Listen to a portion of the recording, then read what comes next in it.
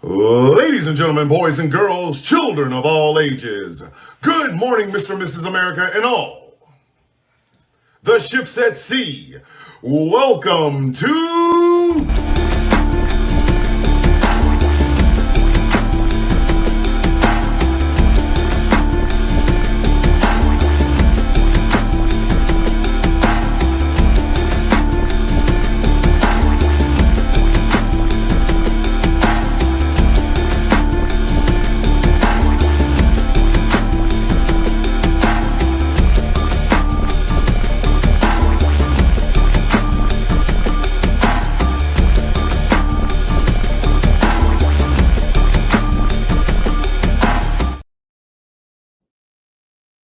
Good morning, everybody. You'll have to forgive me. I am currently babysitting a kitten. I am babysitting a kitten. Oh my God! The kitten does not have a name just yet, so I have started to refer to him as Cat Mane. You know, cat with the Terrence Howard Mane behind it. I don't know if it's a boy. I don't know if it's a girl. I have no idea. All I know is it won't shut up. It hisses at me. It is shit in my shed. Y'all want to see him? All right, hold on. Hey, Catman. Say hello to Catman. This is Catman. My daughter brought him over yesterday. He is actually going to my oldest stepdaughter and her fiance and my grandson. My other daughter brought him over here yesterday, and we cannot take him in the house because Catman will be eaten. Catman will be eaten if he goes in the house. So my black ass is over here with holding on to Catman. So, and since Catman, this cat ain't chose me. No. This cat ain't chose me. I guess it was a stray cat, and as you can see, he has whiskers and a mustache. So, he looks a little bit like Terrence Howard. So, Catman he's Catman. He looks just like Terrence Howard.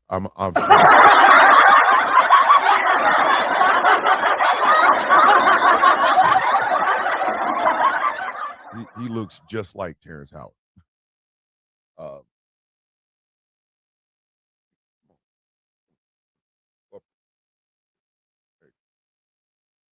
Don't jump. Don't. Hey, Catman, come on.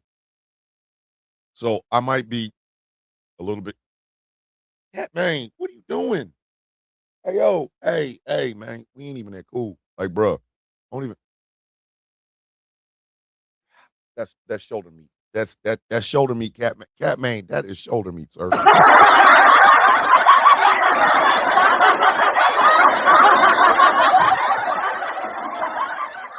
I'm not naming him Lucius. Nope, it's Catman. Ow! What's wrong with you, man? Going on with your Catman?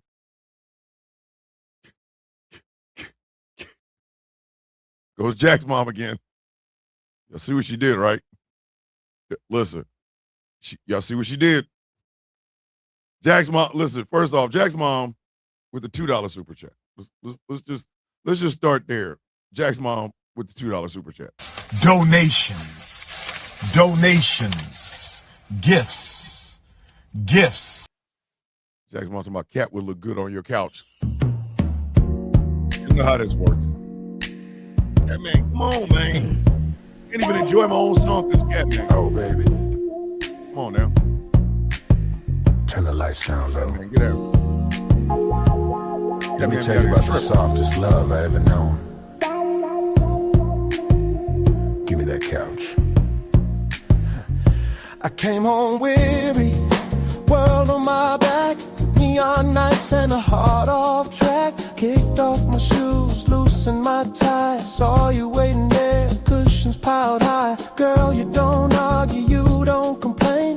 You just open up those arms again in the quiet glow of a midnight room.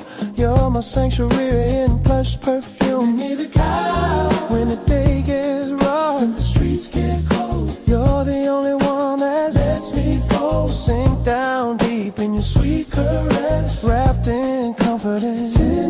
On my velvet embrace, softest touch in the whole wide place. You hold me close, don't say a word. Every curve of you, it's so superb. Baby, you cushion my soul tonight, make everything feel so right. In your arms I lose control. Oh, so far, you're rocking my soul. Give me that couch. That drop off represents Catman singing "Give Me the Couch" and then falling off the side of the. Come on.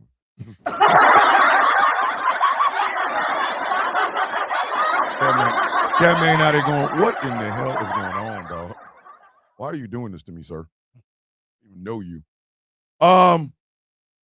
Bishop, stop stressing that cat out. I'm not. It's a kitten. Damn thing stresses me out. Shit. Want to run in the damn shed and shit all over the walls and shit. Like, sir, Catman, just stay right there. Let me go ahead and start the show.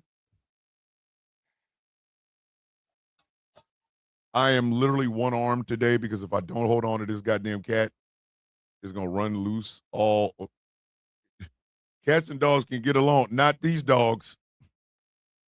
Not these dogs. If Catman goes in that house, even in that cat carrier, them dogs are gonna lose it. Alucard might not give a shit because Alucard is old as hell. Jersey is just gonna do a lot of hopping around and running around. The one that's dangerous is Bingo. Bingo gonna see the size of this goddamn cat and go, oh, look, plush toy.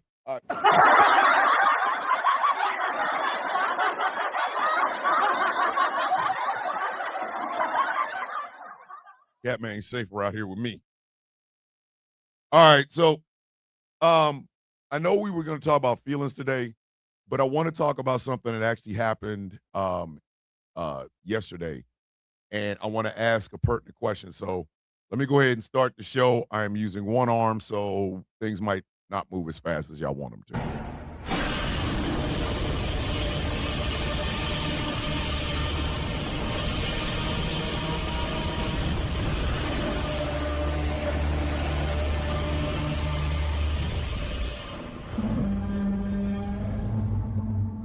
Ladies and gentlemen, boys and girls, children of all ages.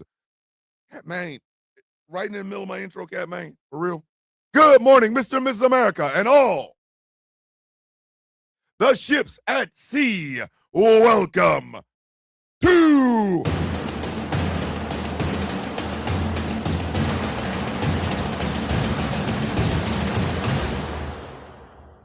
a Truthful Thursday episode of The Sound of Coffee on Ghost Claw Productions Radio, GCP, or wherever.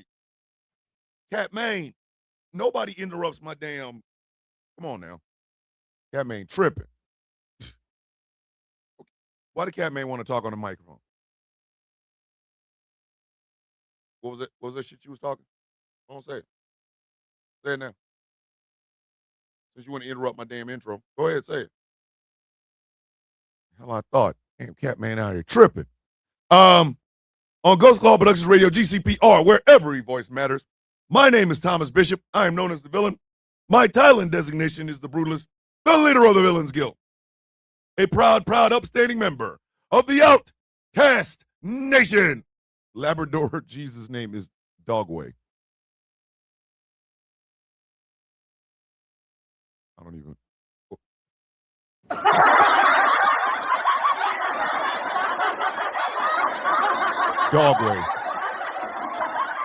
Dogway.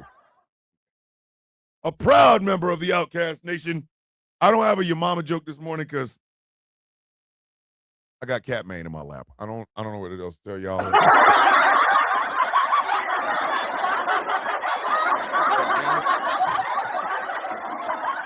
fuck down.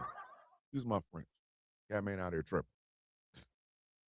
I don't know what to tell y'all, man.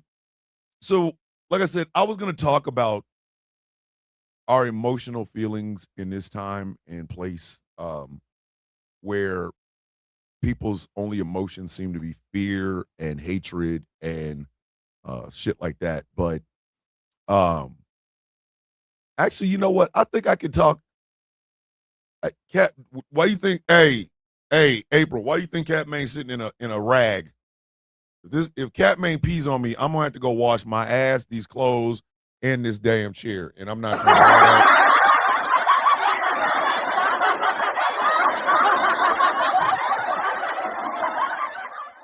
But I wanted to talk about something that happened yesterday.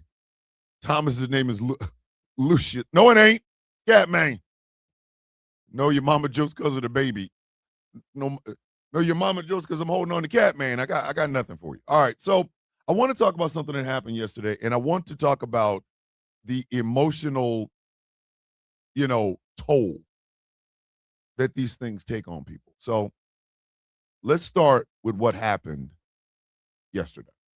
That is majority black, saying it's the Voting Rights Act, major Supreme Court ruling involving the Voting Rights Act that could have a significant impact on the midterm elections and beyond. Kelly, Republicans are calling this a huge win for the GOP. The White House and Republicans see it as a major victory where state legislatures under GOP control could change maps to favor Republicans in coming elections. All after this Supreme Court ruling that has huge implications for the midterms, the role of race in American voting, and the legacy of the civil rights movement. The 6 conservatives on the high court struck down the map of a Louisiana congressional district that is majority black, saying its outline snakes across 200 miles. And that's unconstitutional, they say, because the shape of the district was driven by race. Democrats say this decision weakens the landmark Voting Rights Act of 1965 and threatens equality of representation for black voters. Major Supreme Court ruling involving the Voting Rights Act. Good morning, big sis. So yes, as you heard, the 6 conservative justices on the Supreme Court struck down certain provisions within the Voting Rights Act because of the Louisiana districting map that was a majority black district. And man, Cat man, I am literally trying to do my show. Cat man don't want to do nothing. I'm having a fundraiser for a laptop for school. If anyone can donate, I'll be putting my Cash App in the comments periodically and in a Discord chat. Perfect. If you guys can help Harley get herself a laptop, let's do it. Let's freaking do it. Let's go. We're gonna help our college student here. Harley going to college is like, listen, old black people know what I'm talking about. When a kid goes to college and shit, it's like everybody in the family graduated from college. That's listen. Grandma like, baby, feel like we all graduating. I just picked up a Nana. I don't even like. I don't know what are you supposed to feed a Nana? I don't know. But anyway, but the broader Truthful Thursday conversation I want to have is this. If we supposedly solved racism in the 60s, why do so many people, hold on, David Allen Cole raises ass, is answering to God today, yeehaw. What the hell happened to David Allen Cole? Way to go. Don't come in here talking about David Allen Cole and not tell me what the hell happened. Did he die? Did he, you know what I mean? If we supposedly solved all these problems in the 60s, oh, he dead. Hold on. Oh, wait a minute. That racist ass David Allen Cole that made them racist ass songs, he finally met the Boab Bird.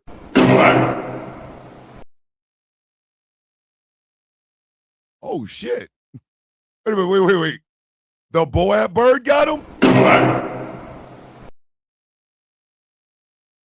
Hold up.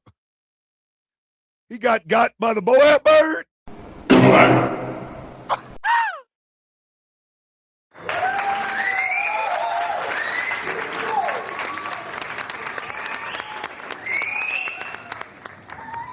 We are dead racist. Anyway,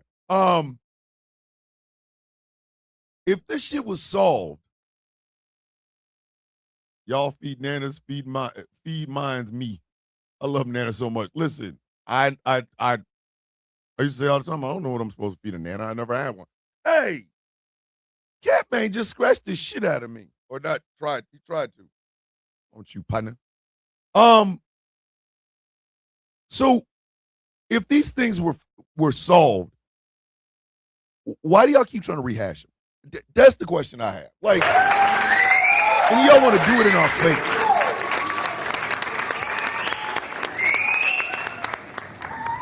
Listen, the Bo app obviously was taking a residency in France. Told y'all the new Bo app ain't playing.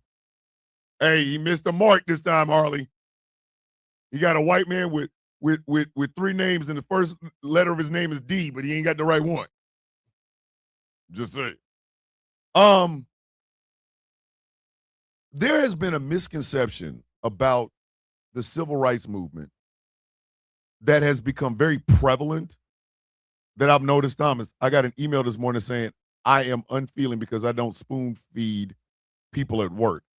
Which you ain't supposed to spoon feed them people. You better learn how to get a sandwich. You spoon feeding.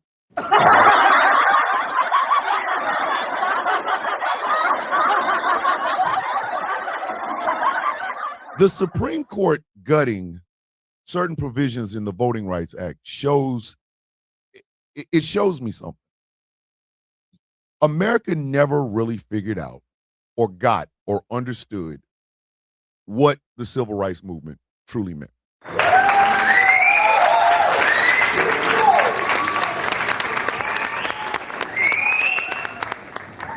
I'm gonna tell you what I mean when I say that, okay? If you ask the average MAGA person, what is a race? Well, don't do that because they're gonna say it's black people. The biggest victims of racism in 2026 are white people. And by the way, that's exactly what this goddamn ruling was about. The six conservative Supreme Court justices basically said in no unsimple terms, hey, your redistricting map in that large ass group of black people is discriminatory towards white people. I'm gonna say something out loud. Morning, Kim. Morning, big sis DJ. I love you. I'm gonna say something out loud that a lot of y'all are not gonna like. Okay, a lot of y'all that listen to that hate watch or hate listen to this show, you're not gonna like this when I say. Okay. White people have never experienced any sting of racism or discrimination based on their skin color. I'm sorry. It just happened. It just happened. I don't care. I'm sorry. I don't care. We have got to stop this idea that we have to protect the fragile feelings and the rights of white people. That's like saying we must learn how to unthaw ice in a freezer. Shut it off. Okay, just shut it the hell off. Okay, just shut it off. You cannot be the purveyors of the system. You cannot be the practitioners of the system. You cannot be the architects of the system, and then have your descendants later on say that they're being discriminated against based on the system that another white person made. You can't do it, dog. I'm sorry, you cannot do it. I don't give a shit, man. I don't care. I don't care. We got to stop this shit, okay? I'm going to tell y'all a little secret. And this is something other marginalized groups in the United States don't seem to get. The Civil Rights Act and the Voting Rights Act was not just a black thing. Do y'all understand when we said poll taxes, y'all think of the South, but there were also taxes or poll taxes or discriminatory ways to have Mexicans not vote, Asians not vote, Filipinos not vote. You know what I mean? Like they did this. This was a done thing. Okay, this was a done thing. Other marginalized communities throughout America were getting treated just as bad as black folks were. The only difference was we wouldn't shut up about it. We wouldn't. They hung it again. They hung Italians. They lynched Italians. They lynched Mexicans. Okay? Jim Crow was not just this Negro thing. Jim Crow was a system and ideal of keeping people that were not Caucasian in their goddamn place.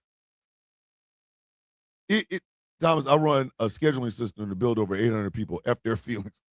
True. Think about this for just a second, kids.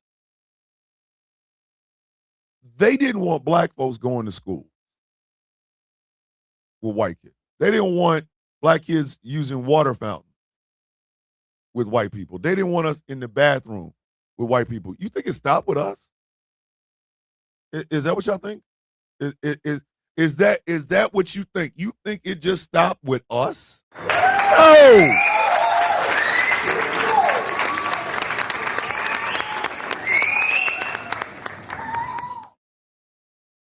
The Southern way of thought process was not just towards black folks. We were the clearest examples of it, but we were not the only targets of it.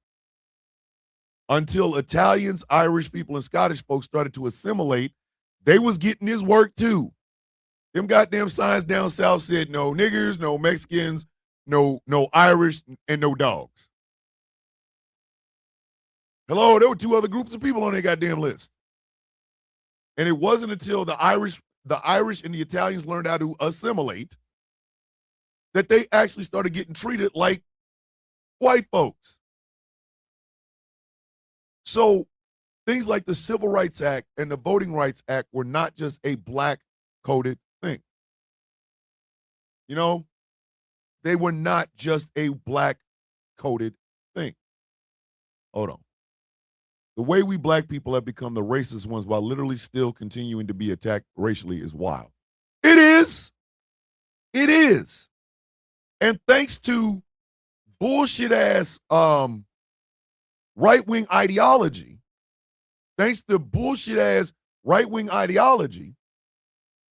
you now have white people out here trying to argue that being called cracker is the same as being called nigger. I'm sorry. No, it ain't.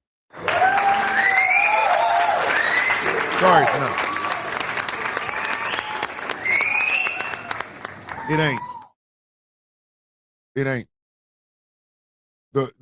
These same white folks want to be the biggest victims and the biggest victors in the same war. They want to say that they are shooting down the enemy as well as being the enemy that got shot. That shit, 1 + 1 does not equal Jello, sir.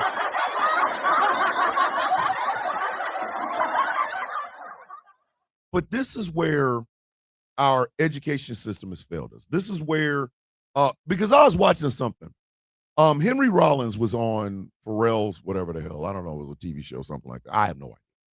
Anyway, right?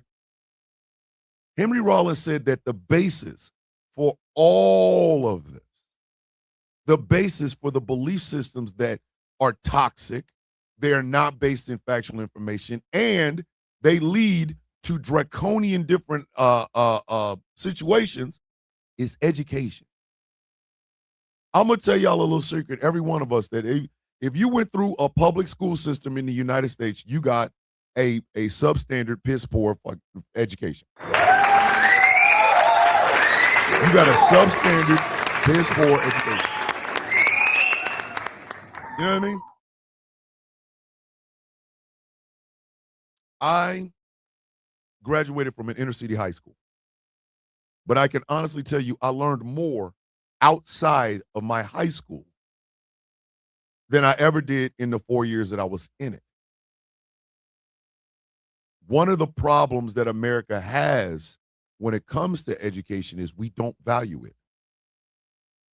Education is the cure to poverty, to racism, to sexism, to homophobia, to xenophobia, to anti-Semitism, to Islamophobia, to transphobia, and to ableism.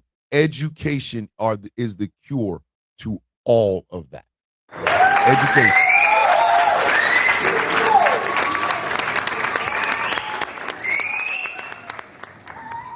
The way I describe race now is like the Game of Thrones books. Yep. Education can lead us out of these situations because this is the problem with how the conversation is operating now. While white people are running around trying to say that, oh, well, I can't wear box braids or I can't listen to hip hop music or I can't say the N-word, black people are literally out here losing fundamental rights. If you pay taxes in the United States, I believe you should have a right to vote. I said exactly what the hell I said. No, Kitty didn't go to sleep. Catman's still over here moving around. I believe if you pay taxes in the United States, you have a right to vote. Because it's no taxation without representation. Meaning, if you take my goddamn tax money, I should be able to criticize you and what you do with my tax money all the live long day. There should be no barrier between that. There also should not be a barrier to the truth. The truth of the matter is, America has not treated anyone that was not a white Christian man well. They haven't. I don't care who you are. They have not treated anybody that wasn't a white Christian man well. There it is. There it is.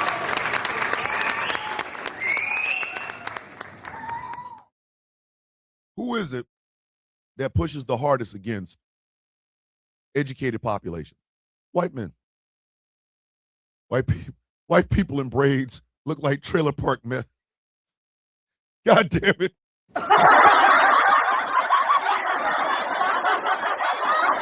My question to all those things is, why do you want to?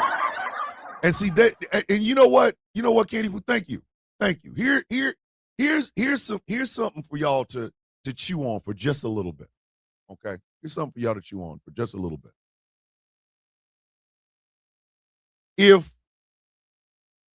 If America was operating on a merit system, how many of these rich white men would be in charge of anything? Be honest with yourself. Be honest with yourself. Elon Musk isn't a genius. He's a dumb guy with money. Larry Ellison is not this titan of industry, bitch. He's a venture capitalist. Jeff Bezos isn't this brilliant mind. He's a dude that got money from mommy and daddy and shit. These men are not titans of industry. They're not the smartest people on earth. No. They literally just have money. That is it. That is all they have. Morning, Wolfie.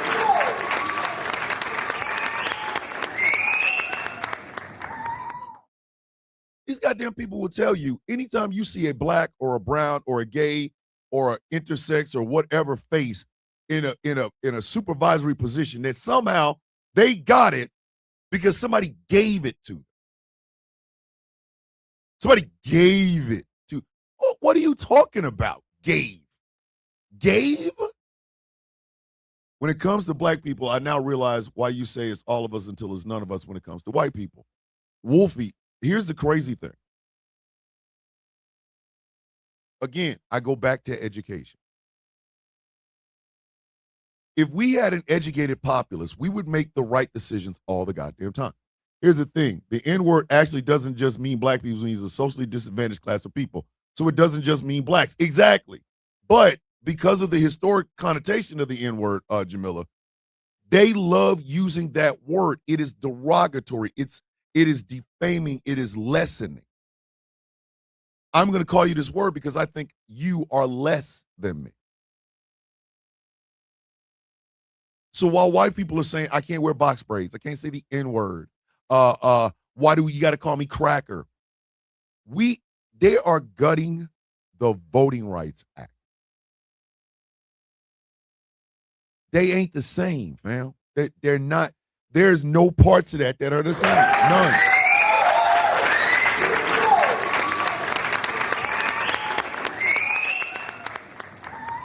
You being called a snow roach ain't got shit to do with certain people in Louisiana not having their vote count. It's just not. I don't care. It does not matter. The Voting Rights Act and the Civil Rights Act covered all marginalized people. And a lot of marginalized people in marginalized communities to right now, 2026, do not realize that. They don't. They do not understand the idea of, oh, wow, the civil rights movement was for anybody. You know, it was detriment, the old ways of things that happened before the civil rights movement and the voting rights movement came in, that touched everybody. They just used black faces as the goddamn example. Hold on. I'm black, single, non-binary mom who's living in poverty and also practices witchcraft. I have so many strikes against me as an individual. It's insane. Race makes my ass itch. And it should, Harley. It really should. Yeah, I'm going to read y'all what Michael Pruitt just texted me. He said, travel is fatal to prejudice, bigotry, and narrow-mindedness. And many of our people need it sorely on these accounts. Broad, wholesome, charitable views of men and things cannot be acquired by vegetating in a one little corner of this earth all the time. All of one's lifetime. Mark Twain. Mark Twain said that. Mark Twain said that. The Equal Rights Amendment covered all women. Not just liberal women, not just marginalized women, all women. Yet the way we have talked about women's rights in this country has been ass backwards. We don't tell the honest to God truth about women's rights. We don't talk about the flaws of the suffrage movement. We love talking about the suffrage movement. We don't talk about the flaws of it, which are, and this again, call it what the hell it is. White woman virtue has always been looked at as paramount to everything else. So even when women were arguing for equal rights to be treated as equals in society, white women were still trying to put their marginalized sisters underneath the bus. They were still trying to do that all the time because we do not get an adequate education for us to compete in the world that we live in right now. It's as simple as that. Argue with your mama. Do not argue with her. It's true.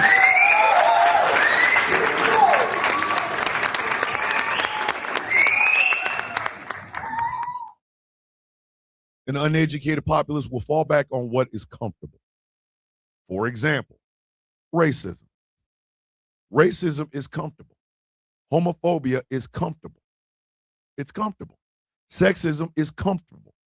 Why do you think you see so many young men that are willing to literally poison the well when it comes to their dating life forever, ever, just to come online and make some of the most derogatory shit towards women you've ever heard? Because sexism is easy to fall back into. It takes absolutely nothing. It takes absolutely nothing. And I know this because I too have done it. Back in my young rogue days, I fell back on sexism. I'm not gonna lie, because it's literally easy to do. It's one of the easiest things you could possibly do. And we're not educated enough to understand there is, you know what I mean? Like we are being led through the nose by a fishing hook. We're not. We're just not that smart. So when something like what happens with the Supreme Court gutting the Voting Rights Act, when something like that happens, we don't even realize what we're losing here. We have no understanding of what it is that our country is shaping us back into being. We have no idea. We are literally slowly, I warned people years ago, they were talking about women's right voting holding us back, and now it's mainstream. See what I'm saying? We are slowly but surely going back to the days of fiefdoms, not fiefdom, but serfdom, where rich white men make all the decisions for everybody else. We're slowly but surely going towards that. Peter Thiel talks about it. Larry Ellis, I'm pretty sure, has talked about it. I know Alex Karp has talked about it. We're going back to that, and nobody's trying to stop us from going. Like, y'all make that shit make sense to me. Y'all make that shit make sense to me. I had to explain to a former cellmate what would have possibly happened to her during slavery times if she had biracial children. She broke down and finally understood. We are literally approaching serfdom again, where oligarchs tell us all who we are and what we want. This is similar to DEI being negatively associated with racial minorities only to find white women were the largest beneficiaries. Affirmative action benefited white women more than it benefited any other group of people. I said what I said.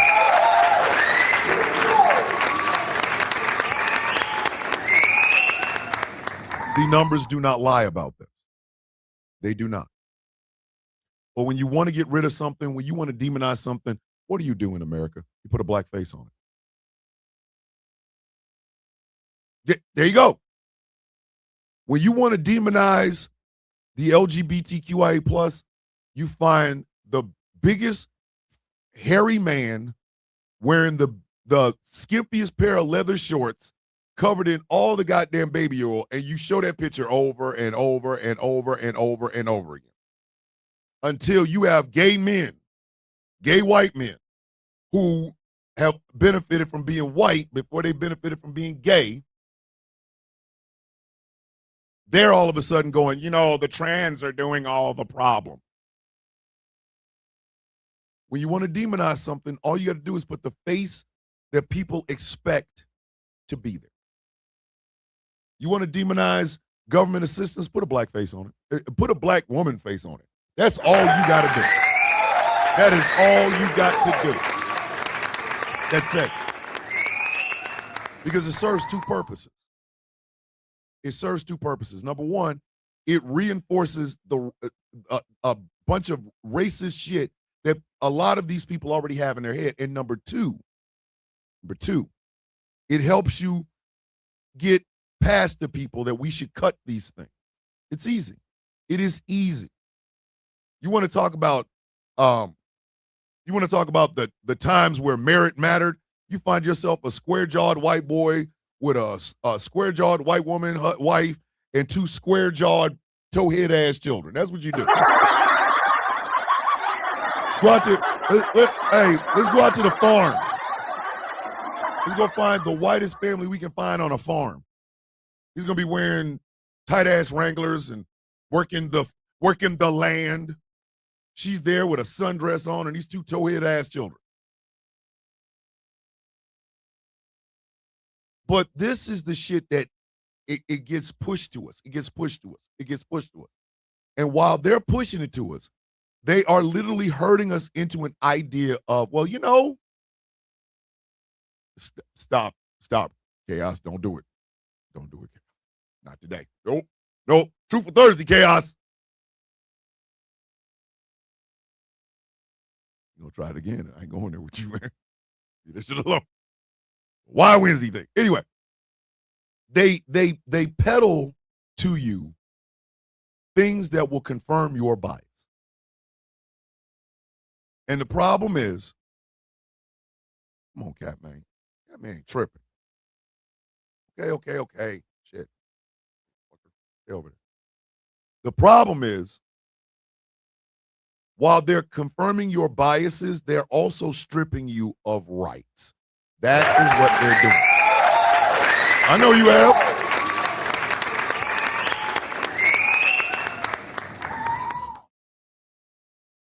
They're stripping things from you while they're confirming the biases that you carry.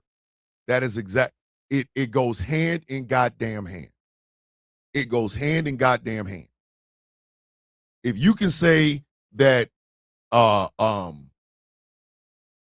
black people having an advantage of voting over white people, if you can convince enough dumbass white people that shit is true, they don't notice that when they strip the gut parts of the Voting Rights Act, it also affects their ass too. Yes, way to go. This is Catman. Catman is in my house until either my daughter or granddaughter. I think my granddaughter's supposed to be coming up today or tomorrow to pick Cat Main up. Yes, I am it's Cat Main. His name. Yes, I am holding the kitten. Y'all, those of you who showed up late, ladies and gentlemen, it's Cat Main. Cat Main looks like Terrence Howard. That's why I'm calling him Cat Main. He has a tuxedo and a mustache. He looks just like Terrence goddamn Howard, and therefore he's Cat Main today.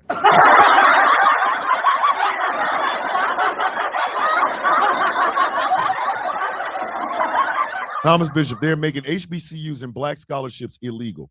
One in Houston, Texas, that's been made into a technical college. A technical college. Recently, due to this. Yes, Cat Main wants to get into the goddamn conversation, but I'm not going to let Cat Main get into the conversation because he's Cat Main. He's going to stay his ass right over here. So,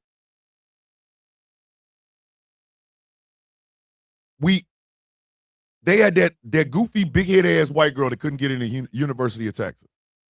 Abigail Fisher, I think that's her name. I think that's her name. Abigail Fisher. The manila folder colored ass white girl that said that she couldn't get into the University of Texas because black people. Remember her? Wasn't it Abigail Fisher or some shit? Wasn't that her name? Abigail Fisher? Some shit? Yeah. Her ass. They took that bitch all the way up to the Supreme Court only to find out her grades were booty meat. Her grades were taco meat. Okay, that shit was hot dog water. Hold on, Annabelle with the $10 super chat. Donations, gifts. For your new baby, equal representation for Cat Main. Listen, Cat Main is fine. You don't need no damn representation. Cat Main is fine, little bastard. Anyway, Abigail Fisher. But when that didn't work, what did they go do? They went and got a bunch of Asian college students. Convinced a bunch of Asian college students to, hey, discrimination. We black kids got in and we didn't. And then the Supreme Court's like, yes, you have been discriminated against. But now look at them. Now those same Asian students are afraid that DEI or affirmative action not being there means that even though their grades are good as shit, they might not be able to get into college. Congratulations, dummy. You played your damn self. Stupid ass. Hey, Chaos, the executive producers don't know about Cat Main because one of the 3 executive producers would eat Cat Main in one bite. Cat Main is way too small with these small ass bones for Cat Main to be in the house. Cat Main got to be out here in the shed with me because if them damn executive producers, one of them would look at Cat Main like a goddamn chew toy. No. Cat Main has to stay out here with me until my granddaughter come get him because you got to bring ass to get ass. Listen, they will eat Cat Main slow and then throw around the body and the shit. You know what I mean? Like that, I didn't realize there was a video of that hunter getting stomped out by that goddamn elephant. I wasn't ready.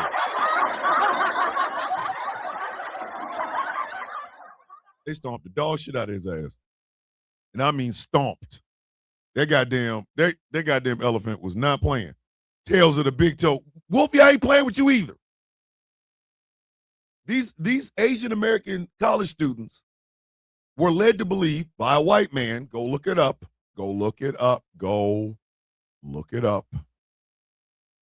They were led to believe by a white man, a rich white man, that the reason they weren't getting into certain prestigious colleges was because of affirmative action black students. And like Top City just said, Annabelle just said, the legacy students are still getting in. A bunch of rich ass kids who came out of the balls of other rich ass people and got in there because they put wings and shit on hospitals or parts of the school and shit like that. There's your problem. There's your goddamn problem. You over here looking at black students and thinking they don't belong there, which it helps your implicit bias, and then you get screwed in the process. But again, this is what happens when you do not have a quality education in the United States. Henry Rollins was perfectly correct. A lot of the things that we see in this country, a lot of the things that we witness in this country would not be happening if we had an educated populace, but we do not. We do not have an educated populace. We don't even have people who are thirsty for knowledge. Off work, I love y'all, damn it. Have the best day, Beans. Be authentic today because you are beautiful. Love you, can we not, damn it? We do not get quality education, and therefore myths, lies, and prejudice biases live in our heads. So many people are going to be hurt by this Supreme Court ruling. So many. A lot of them, actually the majority of them, are going to be in red states. There are a lot of minority communities in red states that are going to be affected. Here's something else. That's just like when y'all talk about DEI, there's another letter in there. A, accessibility. Y'all understand that we live in a society where disabled people do not have a voice in everything.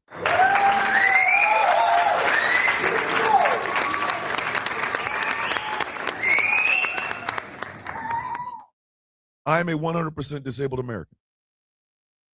I am. I was designated a disabled American by the United States Army. I am 100%, well, I'm 70% in the Army. I'm 100% via the VA, but I am a permanently disabled veteran. Permanently. So my DEI isn't just being black, it's also being disabled. I am the father of a disabled daughter. She will not be able to take care of herself. She will need to be helped taking care of herself for the rest of her life. But do you even think about that? No. So when you hear they're gutting this part of the American with Disabilities Act, you don't even bat a damn eye, not realizing that your disabled friends, your disabled family members, people who have disabilities within your sphere of influence will be affected by the shit that you have done.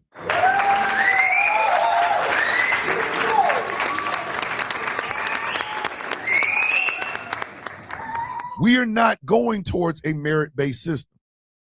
We are not inching towards a merit-based system. We're inching right back to serfdom. We are inching back to the days where rich white men called the damn shots.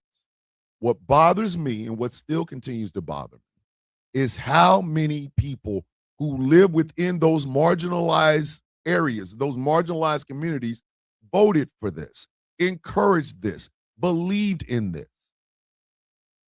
This is ridiculous. This is the shit that pisses me off. That's what pisses me off. Because it's not just about blackness. Blackness is what they use to get in the door. I want y'all to understand, when I said this once and I meant every damn word of it. In the mind of the average, look at Wakanda Songbird being the new member to Ghost Claw Productions Radio.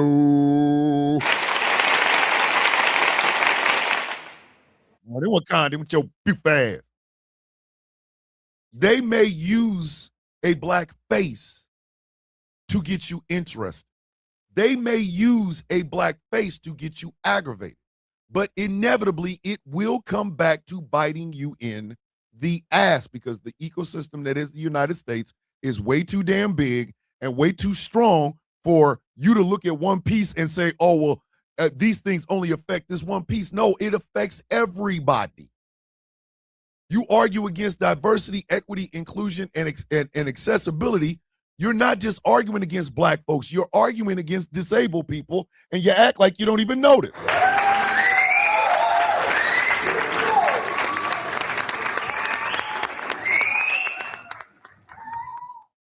Damn it, McLovin. Why you always come in late? UK, I have to work for myself as disabilities aren't accessible for employment, and I need my disability to aid me in my illustration business. And that's the problem, once again, is how these things are served to us. You can serve an uneducated populace bullshit, and they will believe it to be true.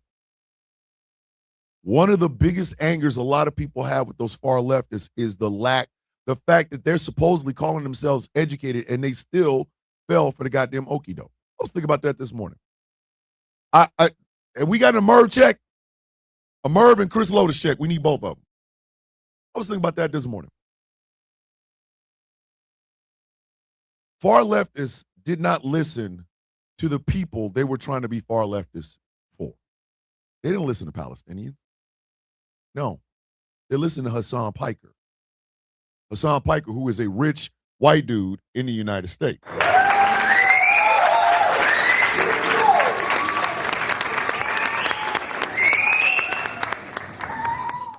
Because if it was literally about, you know what I mean? We had a true merit-based system, there would be no white people in any leadership position whatsoever. I think they would, but they would have to understand that the competition isn't just about, oh, well, I'm white, my qualifications shouldn't be questioned. No, they're going to be questioned just like everybody else. Just like everybody else. If you had a B-plus grade point average and a guy walked in and had an A grade point average, bitch, he wins, you lose the end. That's it. It bothers me how many people that call themselves liberal or progressive or are on the left side of politics in the United States continue to fall for bullshit that comes out of the mouths of the same people that are trying to create this serf system in the first place. Some white man told them, yeah, you know, Kamala is going to keep things going with Israel and the bombs. Yeah, it's Kamala. And the next thing you know, boom, it happens all over the place. They go, okay, Chris Lotus talking on the group chat we have on Discord. Perfect. Bet. Meanwhile, the actual voices of the people who are going through this pain and suffering, they're telling you, avoid that man. Avoid him. Do not vote for him. We know what we're going to get with him. He's Benjamin Netanyahu's best friend. Don't vote for the guy. But an educated populace would know the difference. And I have to keep going back to this because it's the only thing that makes any goddamn sense to me. It's the only thing. Because how in the hell can you possibly believe that if you gut the Voting Rights Act or you gut the Civil Rights Act, the only people it's going to affect are black folks? Think about that for just a second. Think about that for just a goddamn second. The Voting Rights Act, well, it's just for black people. Really, though? Really? Based on historical data, you really think it's just a black thing? The Voting Rights Act? You really think that's only for black folks? You know why you only think that? Because we never hear the stories about the hardships that Latinos and Spanish-speaking people in the United States had to go through just to be able to vote. That don't sell no damn records. I'm sorry, it don't. That shit don't sell no records.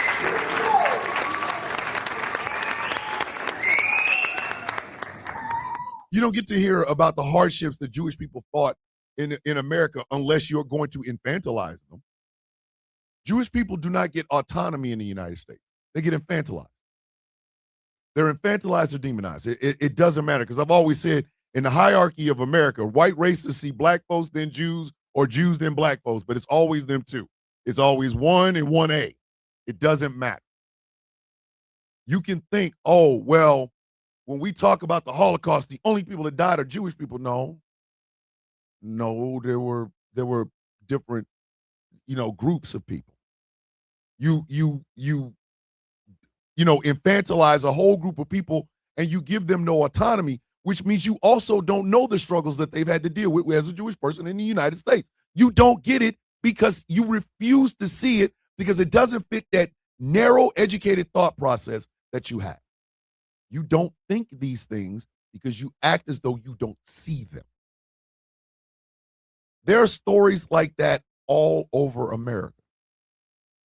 But people have got it in their damn heads that certain actions that are taken by our government only hurt certain people. There is no such thing, kids. That's exactly why people stopped calling America a melting pot and started to call it a mixed salad. Now, I know a lot of people don't like that, but let me explain to you why. In a melting pot, the first part of the words melting pot is melt. The first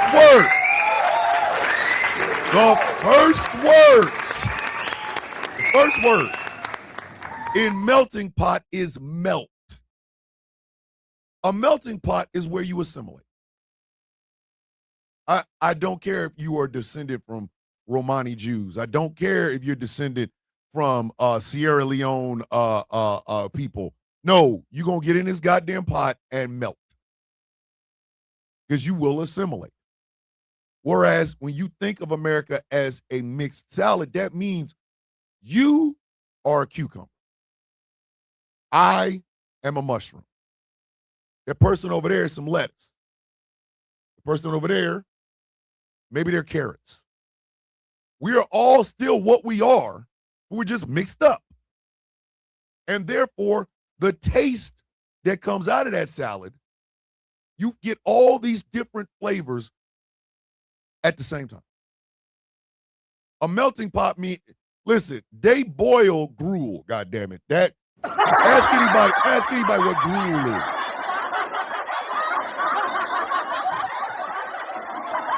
Mary Greenberg said, look up pink triangles. But again, when you infantilize a group of people, you can also marginalize their voice. Jewish people should be more than just the Holocaust. That's why having conversations with racists, the first place they want to go is the slavery. Like, bitch, I could talk about from 1971 until right now. I never have to hear slavery. What are you talking about?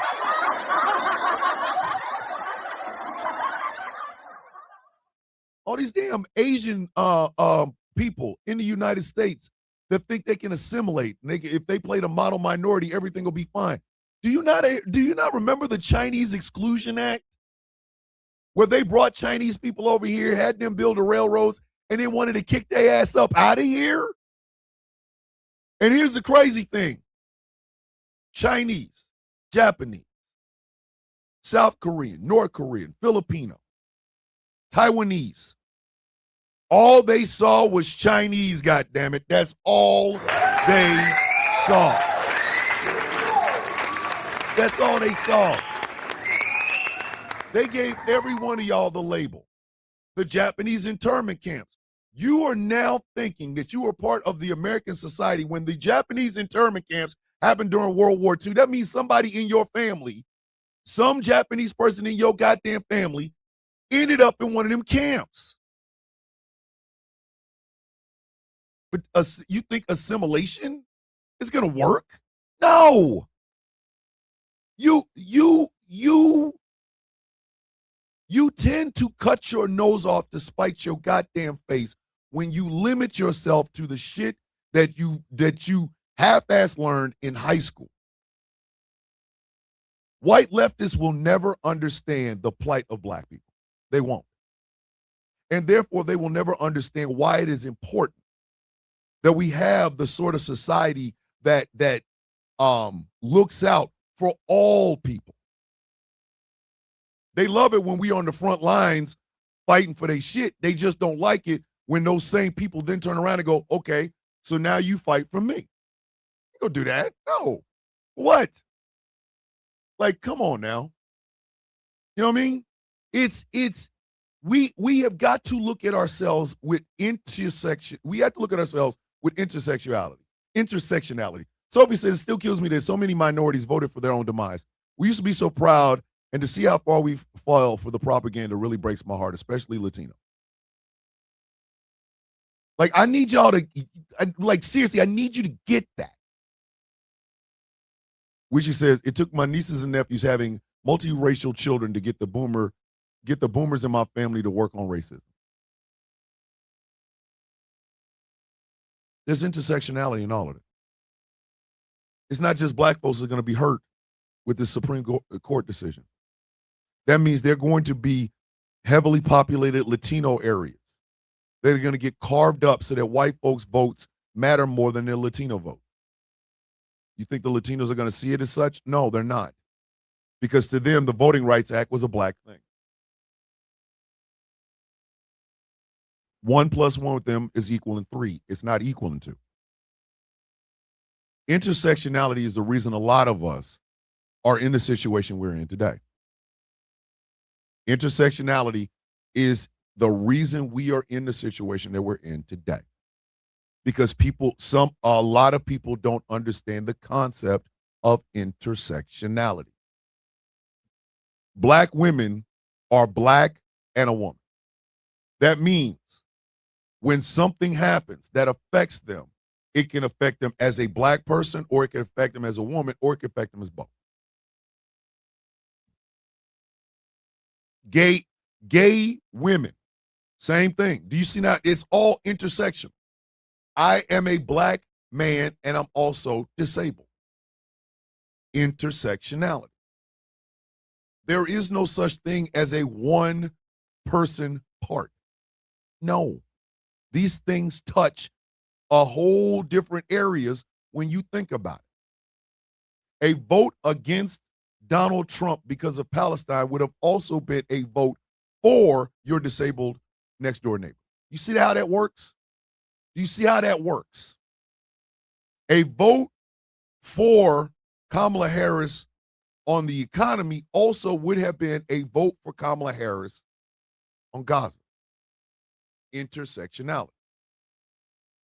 You have to understand that. I pointed that fact out of my family was called Everything But a Child of God for Doing It. You see what I'm saying? Like, think about that in these terms. You are a hardcore racist. You don't like blacks, you don't like Mexicans, you don't like Asians, you don't like Jews, you don't like none of them, right? But your ass is P.O.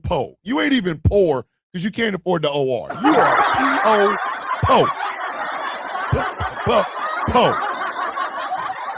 P.O. And every year, without fail, one political party comes out from underneath the rocks and out of the woodwork to inform you that all these people that you absolutely 100% cannot stand are getting free shit and you're not. So you take your P.O. white ass into a voting booth.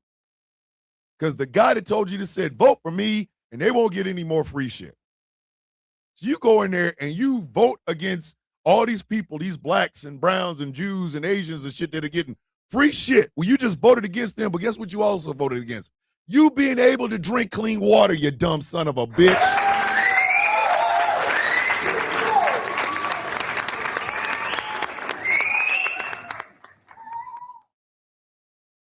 To say that both parties suck and therefore I'm not going to vote means that you're not voting for yourself.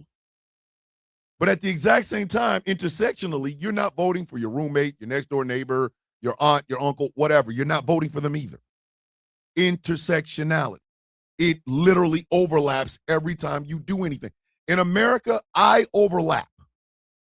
So therefore, by me knowing this, I know that when I do have these situations where things come up, where I have to make decisions, I have to make them not only for my family, but for yours as well, because intersectionality. I can't do good and you not do good. I can't. Because what ends up happening is that inevitably, if I vote enough times for myself and vote enough times against you, you're going to rise up and you are going to want to kill me.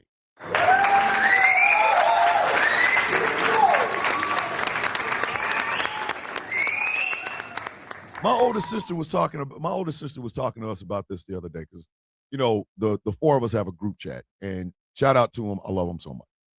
But we were talking about that the other day. As a matter of fact, I'll even read to you the whole text message chain because it is literally. Let me see if here it is. All right, so my older sister just starts off like this. This is exactly what she said. She said, I wish every young black person could understand the shit we have been through and still going through. Our kids have been distracted by all the quote unquote shiny things while we are going backwards to the times we've seen in the movies. Right? And I said, it's by design. Whenever a black voice speaks out against the blatant racism we face, the first thing that happens is a distraction towards our kids. Just true. Then my sister put up a video from Instagram about it's a bunch of young kids, young black kids, trying to read. This is exactly what the thing says. She wore a silhouette of clothes that were extraordinary, but somewhat gauche. Yeah, man, what are you doing? Yeah, man, trying to get in a damn conversation. But that's what it is. And a bunch of kids could not do that. So she said, case in point. And she's like, and the white kids' reading and comprehension skills are terrible too. Because intersectionality.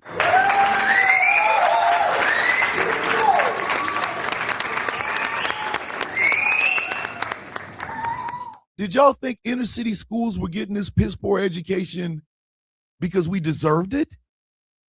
No, bitch, it's called by design. They figured if y'all didn't raise a fuss because little black or brown inner city kids were getting piss poor educations, you're not going to notice when they give those Beverly Hills kids the same type of goddamn education. Intersectionality, you dumbasses. Intersectionality. It is the part of the conversation where just because you thought it was okay for this person or that person does not mean it will not inevitably come and bite you in your goddamn ass. Because it will. It will. These things have a tendency to have a boomerang effect. You throw it into the inner city. You throw it at a minority group. You throw it at somebody else. Inevitably, that bitch comes right back around and hits you. It hits you. The AIDS epidemic may have started in the United States with gay men. You didn't think, hemophiliacs, drug users and shit, you didn't think that that's intersectionality. You have a virus that's attacking one group. Inevitably, it will attack other people. That's intersectionality.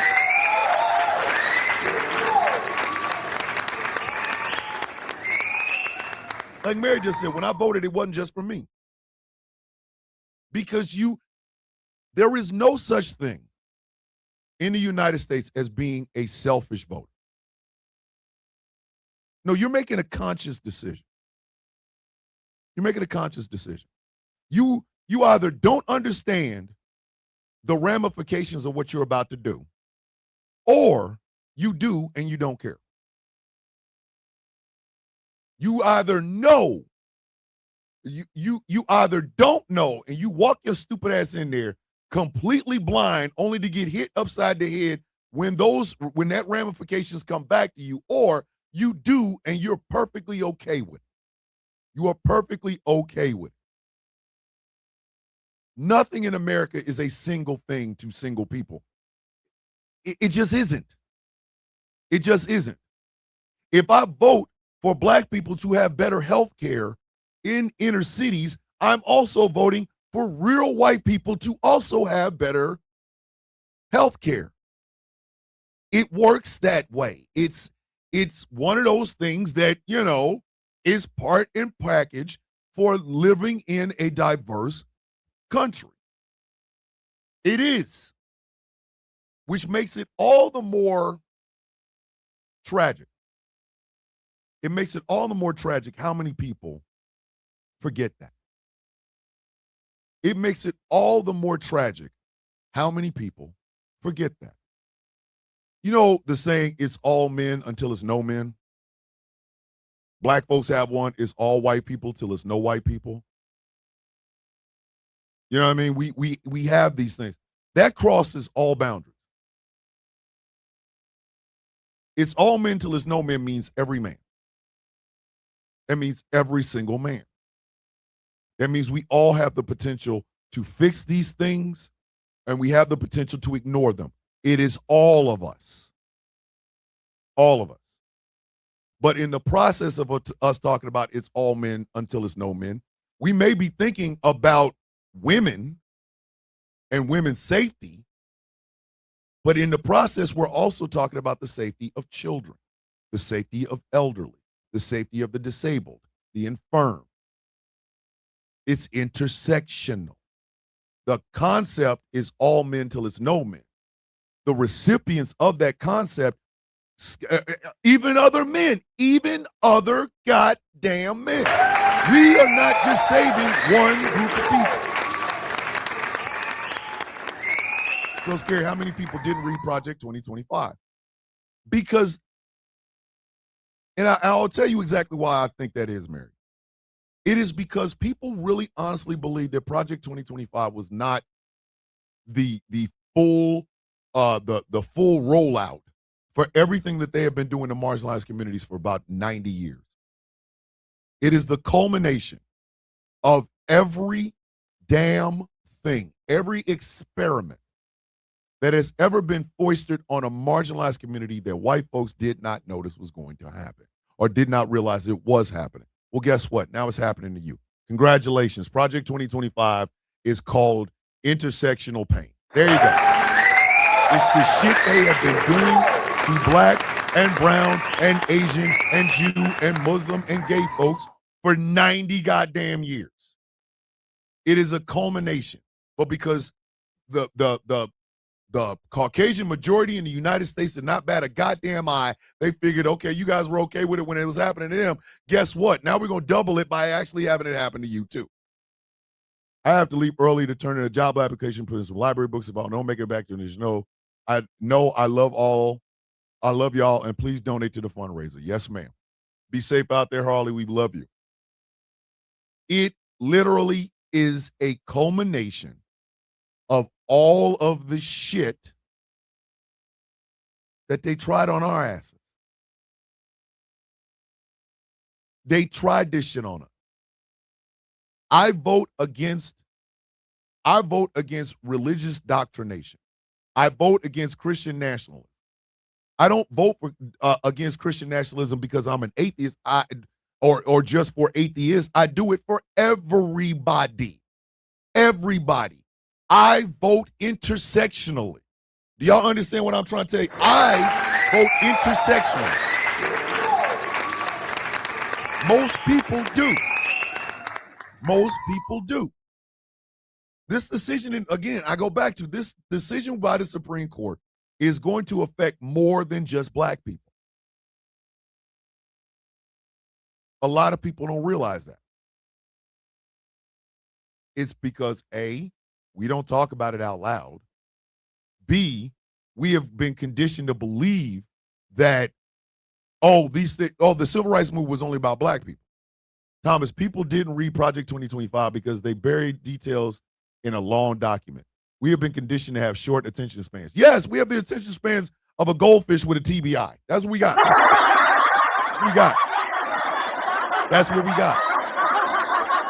We have the attention span of goldfish. And by us having the attention span of a goldfish, we also don't understand nuance. We don't understand ramification. Civil rights movement. Oh, it's a black thing. What? Hey, let's reduce the entirety of what the civil rights movement was about to one phrase out of one speech by one guy. Let's reduce the entirety of the civil rights movement to that. Now, let's condition Latinos, Asians, Jews, Muslims. Let's condition them to believe that one line from that one speech by that one guy means the only people he was talking about were black people. He wasn't talking about everybody else. Leave it. Y'all let that go. So that when dumb white folks come in and say, well, he was talking about all of us. Bitch, duh, of course he was. But y'all don't see that shit because you have the attention span of a goldfish with a goddamn TBI. I said what I said. Morning, E. My brother E's in the building.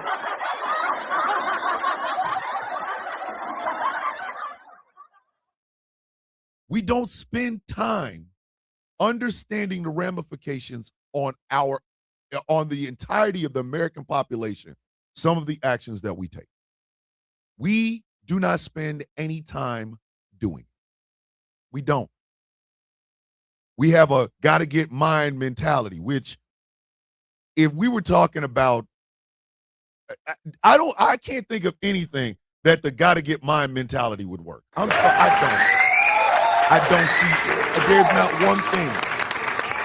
not one thing in life where the gotta get mine mentality is going to, I don't see, there's nothing on earth, there's nothing in America that works at. If I'm trying to feed my family and I go to a store, let's say I'm gonna rob the store. All I'm gonna steal is food. Somebody else's kid might go hungry. Somebody else's child might go hungry. You need some inspiration, E? Hey, brother, you know I love you. I know what you got going on. I know it. Let me tell you something. You're greater than you even understand, E. You're greater than you will ever understand. You have more love and compassion in your heart that you even give yourself credit for. I know it because I see it. You are someone who cares. It is one of the best, most defining traits of yours. I admire that more than I'll ever be able to put into work. I know you want to lean into the darkness. Don't. Because you've seen what the light feels like, the warmth of that light. Let that guide you. Let that guide you in any and all decisions that you make. And just know that there are people like myself who are inspired by you. You got this, man. And as always, I love you. And I'm very proud of you, brother. I am very proud of you.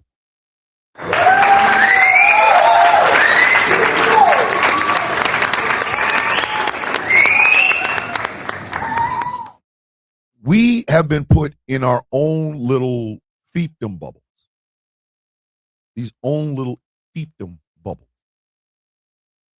The Latino community, the Latino community can't possibly have a racism problem because Ashley Gonzalez was just one person. Duh. I know it, Izzy. I know I've been there. But you're not struggling by yourself, sir. That's why you come here. That's why you come here. We love on you. We make you laugh. We make you think. But you understand you ain't in this by yourself. You know I got your back, brother. Always. We believe in these little fiefdoms. Peace, love, and blessings, Troy. Oh, wow. Well, that has to be a Latino issue. No, it don't. Everybody looked at ICE doing what they were doing and couldn't really say anything because, oh my God, there were people that protest. There were people that argued against it. But a lot of people well, they're just getting the criminals and shit like that. And it wasn't until Renee Nicole Good died that people realized how violent these ICE agents are. The problem is, before Renee Nicole Good was killed, Keith Porter Jr. was killed. Intersectionality. Do you see now what I'm talking about? See how that works?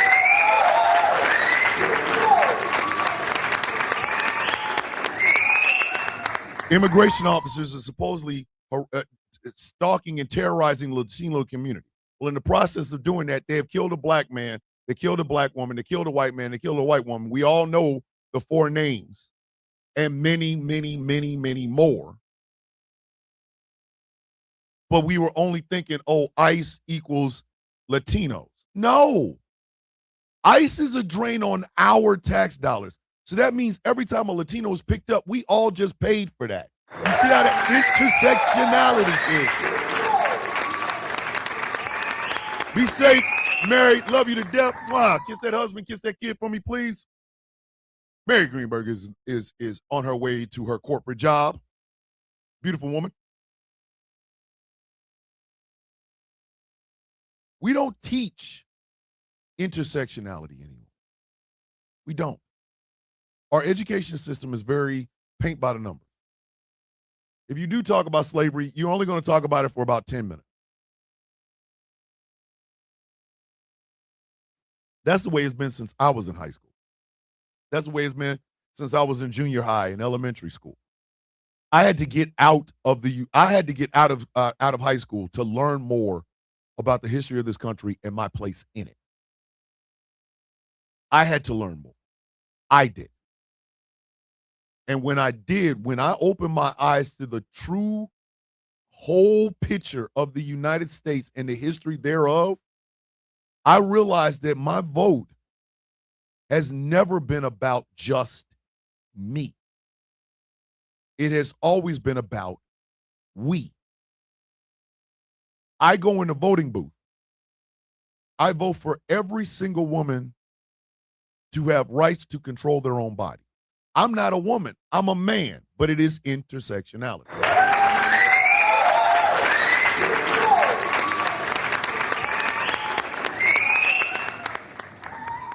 Jasmine Crockett was working on closing Dilley Detention Center where children are dying, but that's not enough for you, Wellman. That's not enough for you, Wellman. It's not. And I will tell you exactly why it's not. Because Americans have the attention span of goldfish with TBIs, but the other thing that we have is instant gratification problems too. We do.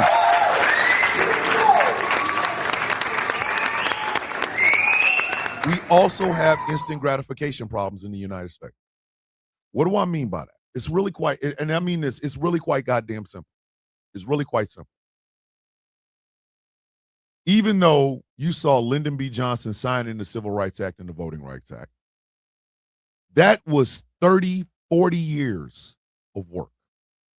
That was 30 to 40 years of work. It was recognizing that there's a problem, fighting the problem as best you possibly can, failing at fighting that problem.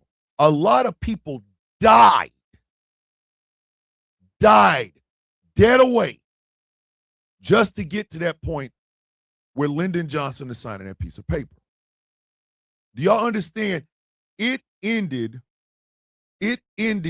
an entire system called Jim Crow, which, if y'all learn this shit, you would understand that Jim Crow was not just something that affected black people. We were just the prominent examples. But they didn't want Mexicans. They didn't want Irish. They didn't want Catholics.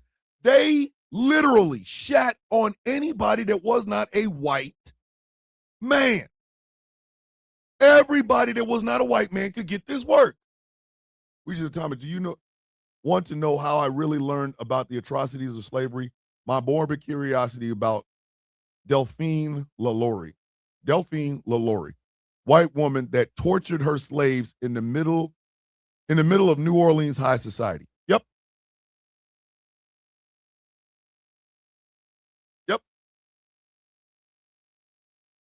And we're literally slowly but surely slinking our way right back to where rich white men make all the decisions and the rest of us have to sit there and smile at it.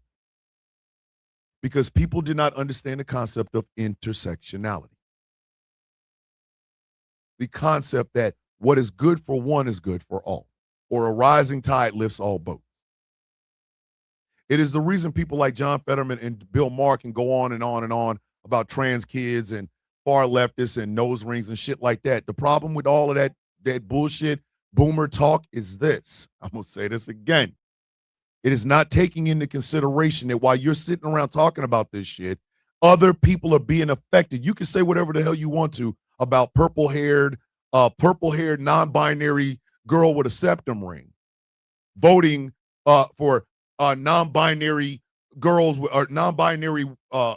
purple hair and septum rings, but they're also voting for that old black woman who lives 3 blocks away, who literally is trying to supplement her life on the little bit of food stamps she gets and a little bit of Social Security she gets. In other words, it is intersectional.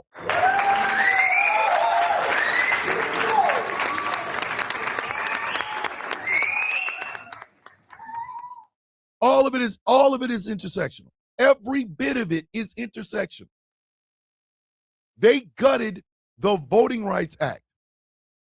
it's going to affect more than just black people. Morning, Nana, I love you. It's going to affect more than just black people. Okay, get prepared for it. It's going to affect more than just black people.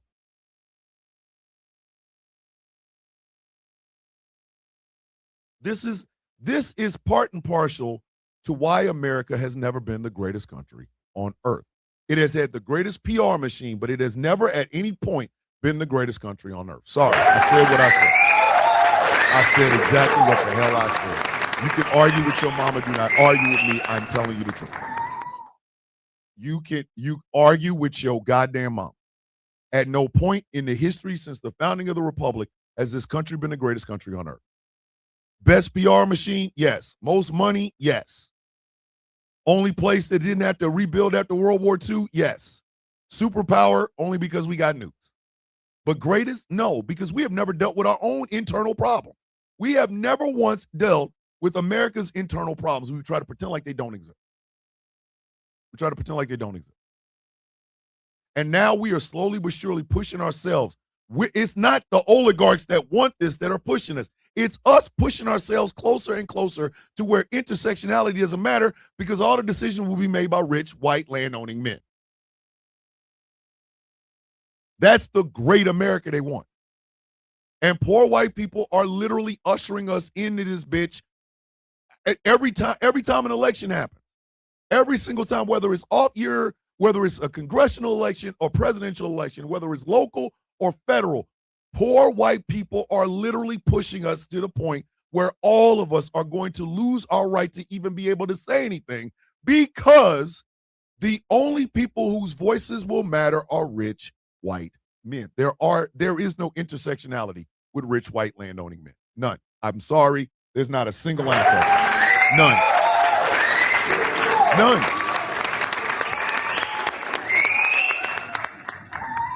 All of them are rich. All of them are white. All of them are landowning. All of them are men. There is no intersectionality. The only thing that it's centering one person, one group of people. You got Asian students fighting against affirmative action only to get screwed over because Winthrop Troutfaz IV had grades so bad that they didn't even register. But he got into Harvard because his father put a wing on the Harvard library. Oh, and your little Asian ass got good grades, but we're looking at you. Who won? The rich white kid. The Asian student didn't. The black students didn't. The Latino students didn't. The gay students didn't. The Muslim students didn't. The Jewish students didn't. The disabled students did not. Rich white Winthrop Troutfaz IV is the one that won by your dumb ass thinking affirmative action meant black people were getting into school for free. There you go.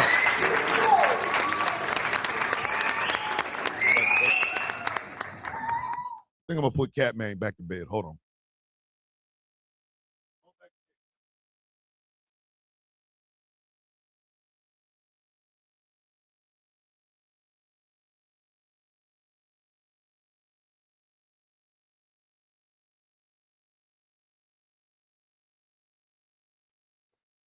Catman was trying to escape my goddamn lap.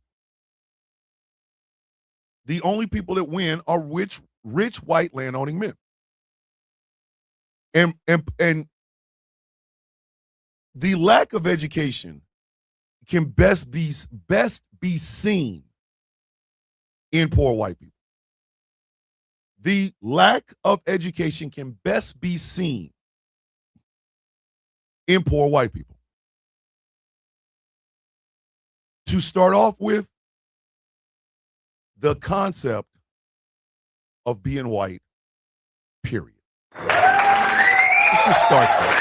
Let's just start right there. Let's just start right there. Whiteness is a trope of the oligarchs. Whiteness offers you nothing. Whiteness gives you nothing. Whiteness does not equate food on the table, a roof over your head, or clothes on your back. And a lot of poor white folks, while hearing this, while knowing that your ass is out here caping for something that has brought no value to you. The first thing y'all want to do is, well, why can't you be proud? Why can you be proud to be black, but I can't be proud to be white? Let me tell you something. We don't have pride in our skin. We have pride in what we can do.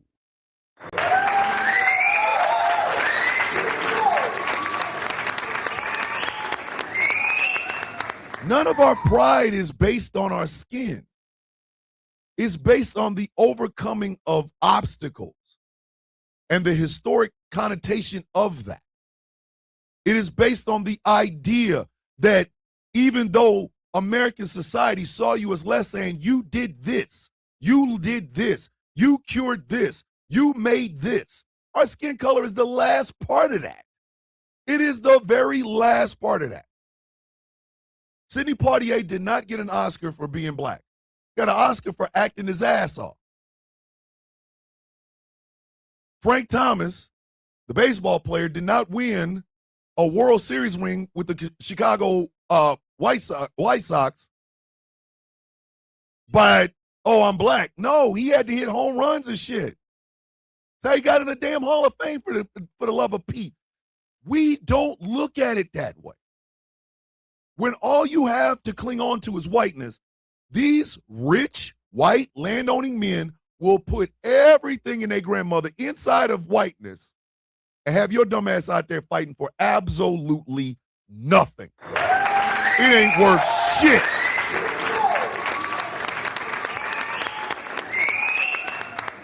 If all we leaned on was blackness, we wouldn't have shit.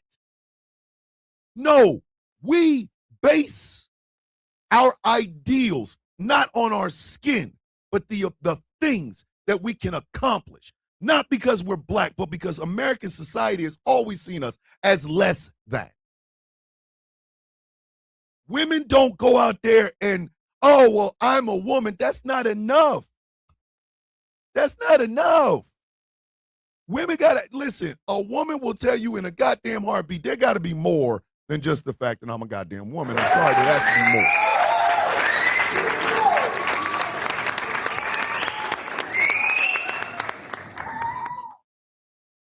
White people can live by their nationality without having to pull Afro in front of it. That's the privilege. I said what I said. It's true. He ain't lying. He is not lying. If you look at the hardships that the Irish people had to endure in the United States, there's no goddamn way in hell you would give all that up to call yourself white. If you look at the hardships that the Italian people in America had to go through to be a part of America, there's no goddamn way in hell you'd give all that up for being white. And the thing is, there are stereotypes about Italians and Irish people. But for some reason, rather than them rejecting them, they embrace them. You know, the hard-drinking Irishman. Man, kiss my ass. I've been to Ireland. Stop. Stop. Goddamn stop it. Okay? Enough. Ireland is filled with very beautiful human beings. Smart, intelligent, funny, passionate about things. They're not all drunks. The green beer, stop it. Italian Americans are more than the mafia. I said exactly what the hell I said. I don't care. The history of the people from Italy, it's a nationality to be proud of. Now you're going to come to America, I'm white. What is that? You gave all that up for what? And in the process of giving it up, what else did you give up?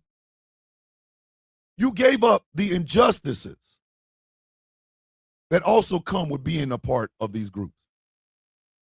You give up the motivation for wanting to be part of the conversation of intersectionality in these, in sacrifice and all of that to whiteness. Whiteness comes in like a plague.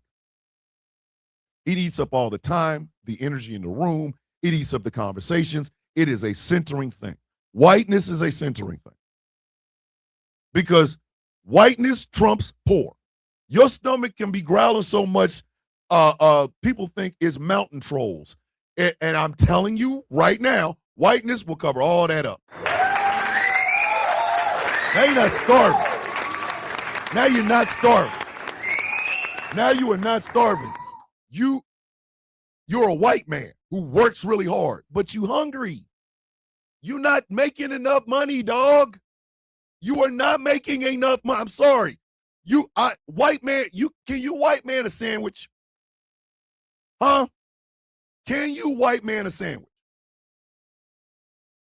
Your stomach is growling so hard you are dizzy.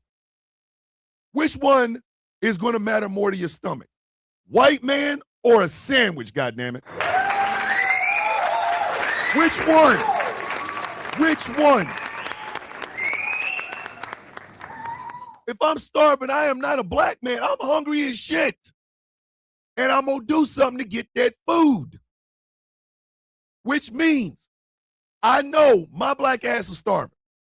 My white neighbor is starving. My Latino neighbor is starving. My Asian neighbor behind me is starving. The Jewish family down the street, the whole goddamn neighborhood is starving to death.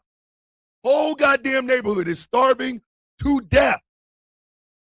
We have a chance to vote for two people. One person is talking about food. I'm going to feed you. I'm going to feed you. I'm going to feed you. I'm going to feed you over there. I'm going to feed you over there. The other candidate's talking about that, white people aren't getting all the free stuff that all the rest of these people doing. If your dumb ass walk out of that goddamn house starving like a Marvin, walk into a voting booth and vote for the guy that's trying to tell you why you're starving is because of black and brown people getting free shit, and if we all continue to starve, bitch, I'm going to beat your ass. I'm going to beat the shit out of you. I'm gonna beat 3 shades of shit out of your ass. I promise you this. I'm beating your monkey ass. Hey, dog, the candidate that was gonna give us food lost. Yeah, I know. I voted against him. Why'd you vote against the candidate who was gonna give us food? Because you guys are getting it for free. Bitch. What the hell did you just, bitch? Excuse me? I'm surgical with this bitch, Jay. How you want it? The hell did you just say with me? Say that shit again. Thomas, we can't cry about being poor. We just go out there and hustle. White people can only cry, I'm hungry, and get fed. It's true. But here's the thing about that, E. Here's the thing about that. To put yourself in singular situations, to think only in a singular mentality, in a country this goddamn diverse, that is some of the most ignorant shit a human being can do to me. I'm sorry, I don't care.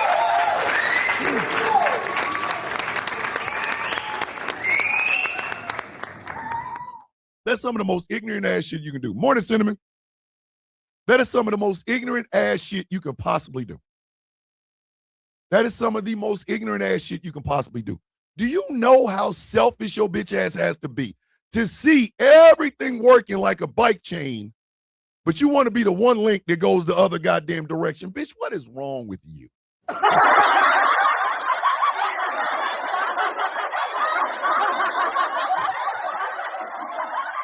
Poverty does not know a race. I don't know how many times I got to say. Poverty don't know a race. Poverty does not know a nationality. Poverty does not know a sex or sexual orientation.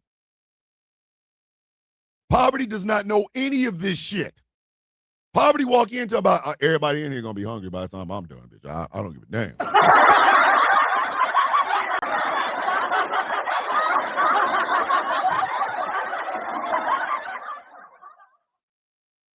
Y'all think poverty in Appalachia is different than poverty in Chicago? No.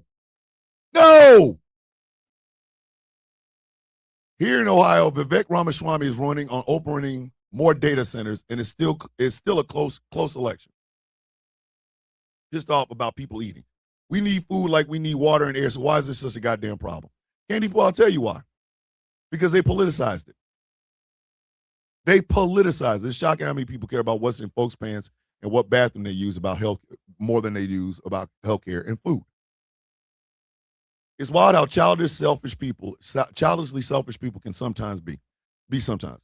I've never understood why that is. Because, Cinnamon, it all comes down to piss poor education,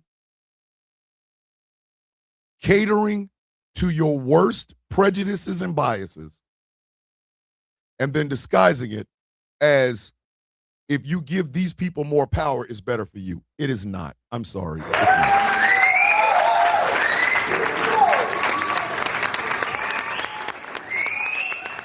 It is not. It is not. To make a billionaire equally more rich is not going to help you or anybody around you. Tax cuts and tax breaks for corporations do not help you. There's that dude, I made a video about his dumb ass yesterday where I said, do y'all remember shame and embarrassment? This man got his bottom mouth, the bottom of his mouth looks like a Warhammer cutscene, bitch. It is.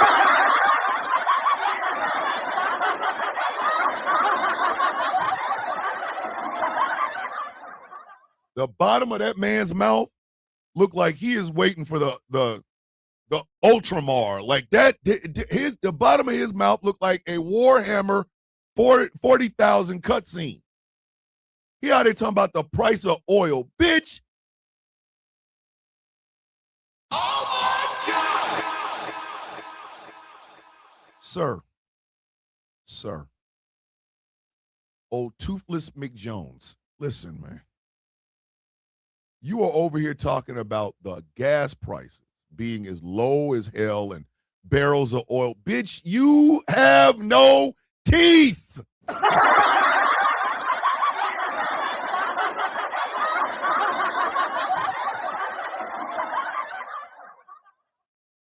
I don't care. I don't give a goddamn about the price of oil. I do care about the price of a loaf of bread. The price of a loaf of bread. Which one affects me more? A barrel of oil is $83 a barrel. A loaf of bread is $4. I have 20. What do you think I'm caring about more? Don't worry, I'll wait. Don't worry, I'll wait. No. Don't even say that. I'll wait. I'm going to sit my black ass right here and wait. A barrel of oil is $83 a barrel. Bread is $4. I have 20. What do you think I'm more concerned about? And to wrap it all in a bow, old Toothless, if a loaf of bread is $4 and I got 20, you who also eat bread, you got 15. We're both eyeballing this loaf of bread being $4. Why your ass over here looking at a barrel of crude oil? Bitch, that's not even a part of this conversation right now, sir. That's not, sir, I need you to hone in like Miyagi. Focus eye. We over here talking about the bread. Because we eat the bread every day. I don't care about crude oil until it hits the goddamn pump. The end, bitch. I don't give two hot buttered cornbread F's in a goddamn wet paper bag in a hurricane about a barrel of crude oil. I give a damn about this bread. Ask me any day of the week. Ask me any day of the week and twice on Sunday. Thomas, what do you care about more? Crude oil prices or bread? And every goddamn time just bring the goddamn bread. Bring us the bread. Bring the goddamn bread. So if candidate A says, I'm going to lower the prices on bread, and candidate B says, I'm going to keep it to where we're pumping out all this crude oil, Do you eat the oil? Do you?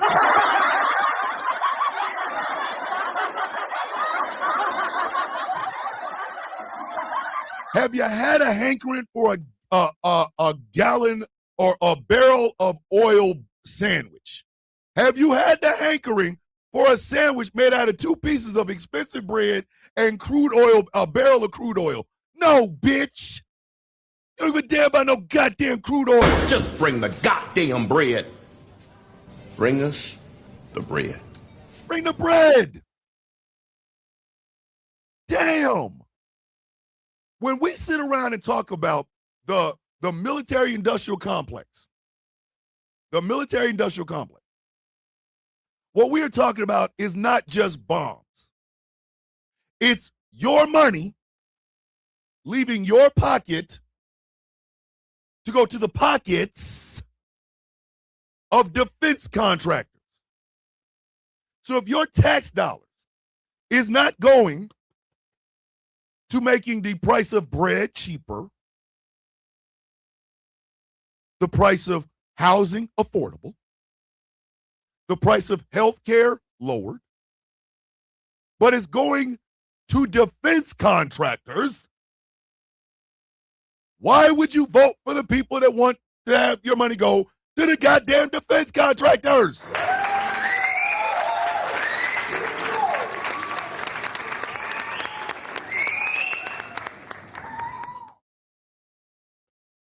Your damn wife, your life is a dumpster fire banging out a train wreck while a 15-car pileup with bodies films it, you dumb son of a bitch. I ain't playing with you, E. Hell is it with you, E Chaos today, E? Y'all toe-tastic asses. The hell? Why would you? Come on. Again, intersectionality.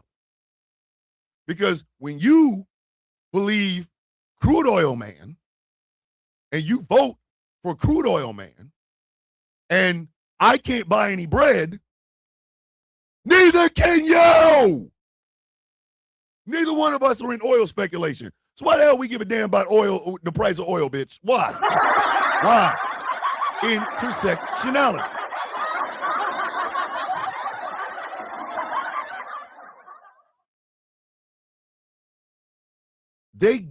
Them gutting the Voting Rights Act is an intersectional thing. It weakens the votes of all the people. It weakens the votes and the voices of all the people. I want y'all to think about this. How lonely has it been being somebody fighting for the rights of all without black people being out there this past year and a half?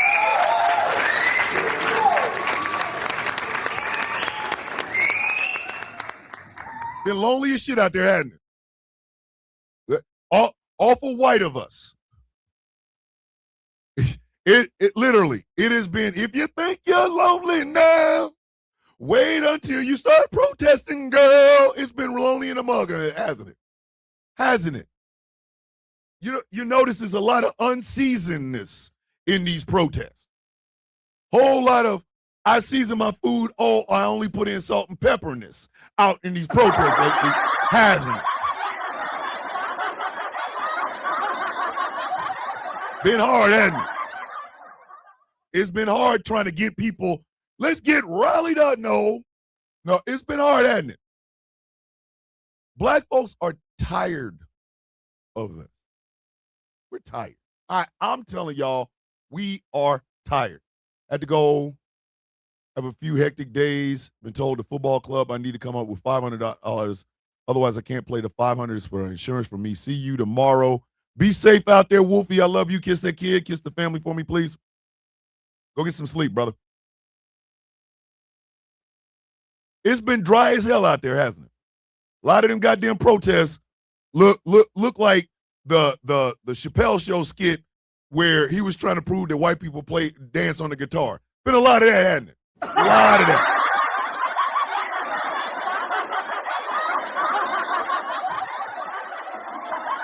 And do you know why? Because how many times can we try to tell y'all This shit is happening before y'all listen.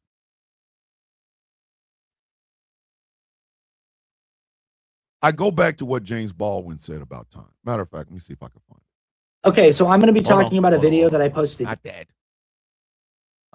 James Baldwin time.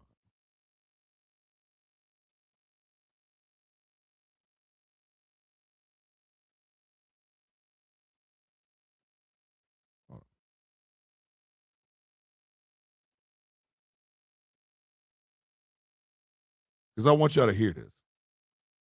I want y'all to hear this. Reconcile myself to. I was born here almost 60 years ago. I'm not going to live another 60 years. You always told me it takes time. It's taken my father's time, my mother's time, my uncle's time, my brother's and my sister's time, my nieces and my nephew's time. How much time do you want for your progress? What is it you want me to Think about that. Think about what he just said. It took his father's time, his mother's time. Aunts and uncles took their time. Brothers and sisters, it took their time. Nieces and nephews, it took their time.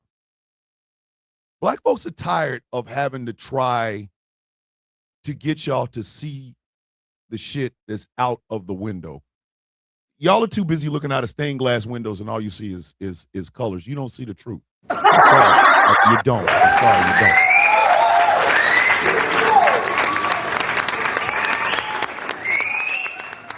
There hasn't been a single bit of progress that were made in this country without black folks. Not one thing.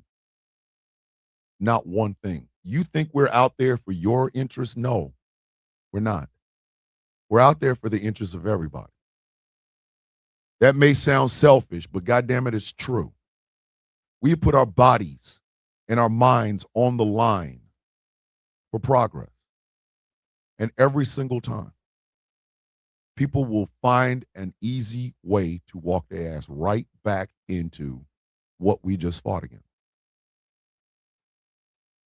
We have been teaching, screaming, protesting, rioting, burning up shit to try to explain to you that literally it is a all or nothing game. Yesterday marked the 34th anniversary of the Los Angeles riots after the acquittal of the 4 officers that beat Rodney King. Next year will make 35 years. 35 years since they tried to burn LA to the goddamn ground for justice. The No Kings protest is not for the black people. It's too dangerous out here. This is a white problem, and we need to fix it ourselves. True. True.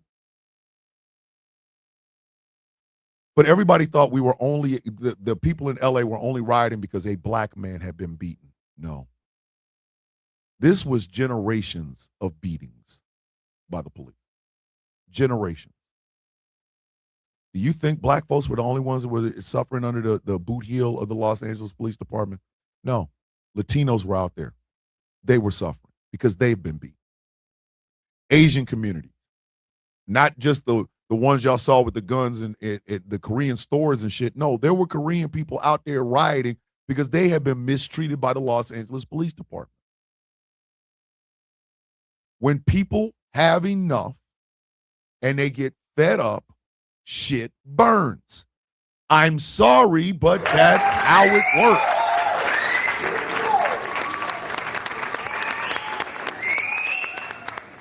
People get fed up enough, shit burns. Now you flash forward to January 6, 2021. Them people did not storm the Capitol for better health care. They didn't storm the Capitol for better pay. They didn't storm the Capitol for a better education system. They didn't storm the Capitol for better treatment of the American citizenry. No. They stormed the Capitol for one man, a goddamn oligarch. One of the people that have been making their lives perpetually worse since day one. It is not just a Trump thing, it is a rich man thing.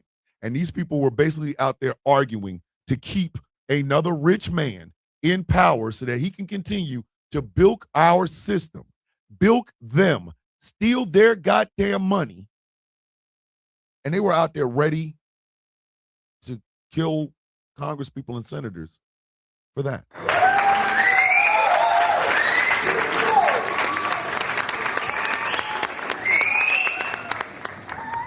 In the LA riots, the needs of the many far outweighed the needs of the few. The citizenry of Los Angeles were not being treated fairly. That was an uprising for Rodney King, an uprising for the men and women that were killed during the Watts riots. It was an uprising for every Latino person who's been harassed by sheriff's departments and police departments after their family members are they're killed unjustly. On January 6, 2021, the needs of the many, the needs of the one outweighed the needs of the many. They were up there ready to tear down our democracy for one man. And this is why black folks are tired. We're tired. You want to know what we bring to these protests? You want to know what it is that we bring to every one of these protests that you've ever seen a blackface stand up for? You want to know what we bring? Tradition. We bring the knowledge that these things have been happening for generations. And when we stand up for the pain that those generations have gone through. But everybody and their grandmother wants to pretend like that's not what happened. How can you? How can you? When you see a black face in any protest, I don't care what it is, when you see a black face there, you have to recognize there is tradition behind that person walking and marching for anything. There is a tradition there. That's why we're so good at organizing. That's why we're so good at getting the word out. That's why we're so good at sloganing. That's why we're so ready to confront the powers that be, because God damn it, we've been doing this shit since the chains came off. I will give you, it may have started out as something for blackness, but we realized it was bigger a long time ago. We did. And every time we get out there and we try to say, look, here's what's happening right now. We're out here fighting for this right now because it could be you tomorrow. Like, did y'all not understand that Renee Nicole Good got exactly what black folks have been getting for decades?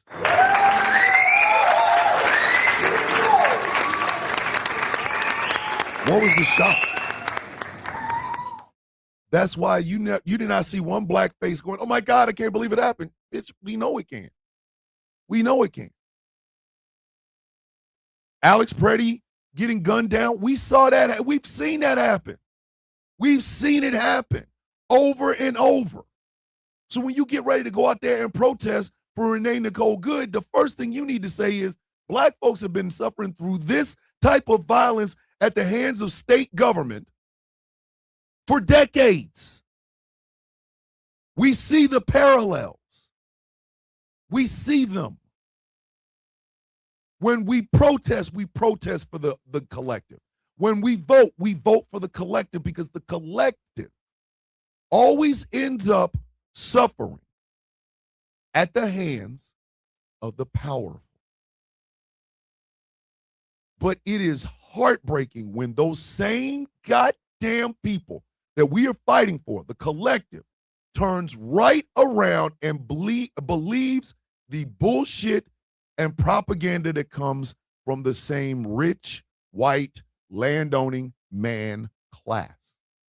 It's why we said we good. We gonna stay out of this.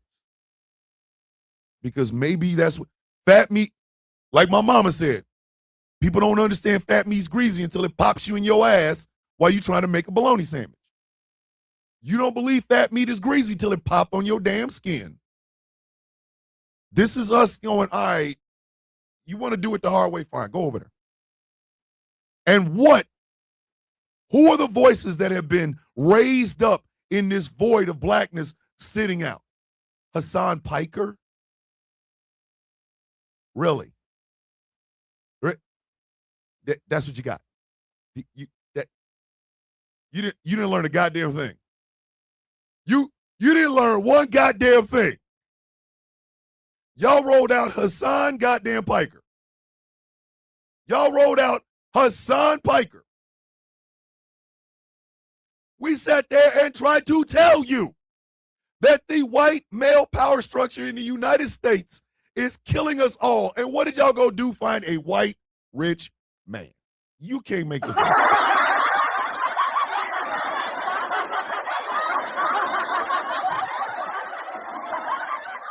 When the guidance of tradition is not there, you get shit like Graham Plattner. I said what I said. I said exactly what the hell I said. Without the guidance of black folks, which bring the tradition, you get Graham Plattner.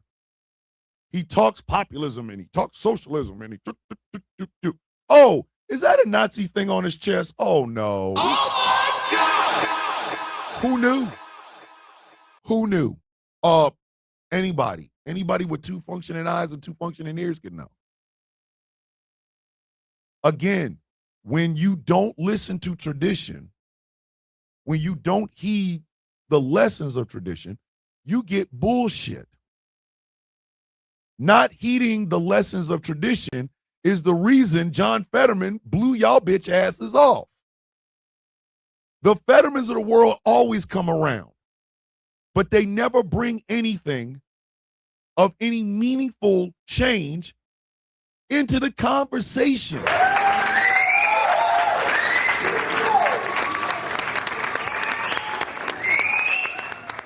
Y'all are so shocked that John Fetterman has been a cuck for Israel. Duh, of course he has. Not because his last name is Fetterman, but because that's who he is. My good brother, my friend, and co-owner of Ghost Call Production Radio, Mr. Jeff Kennedy, has entered the building. Morning, Jeff.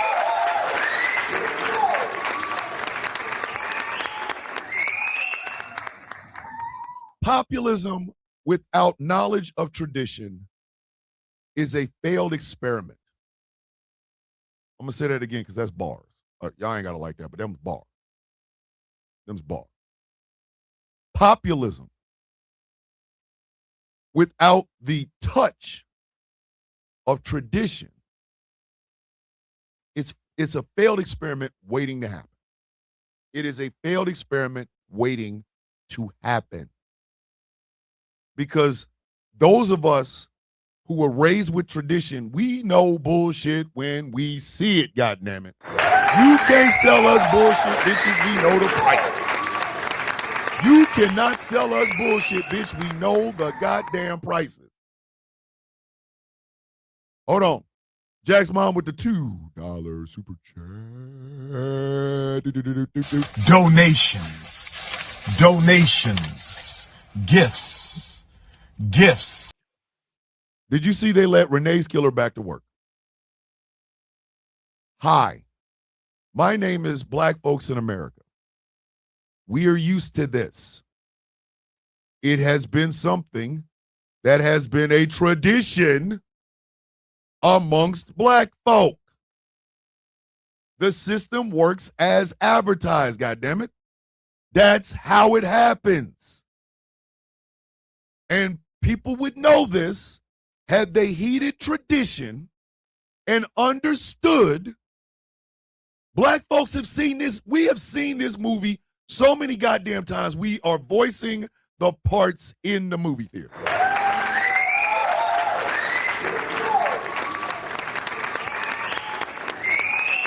It is every single thing that they have ever done.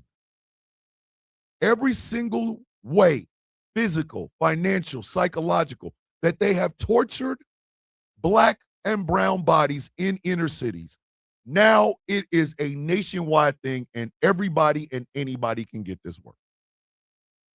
Everybody and anybody can get this work. Because at the end of the day, if you are not a rich, white, landowning man, they don't give a shit about you.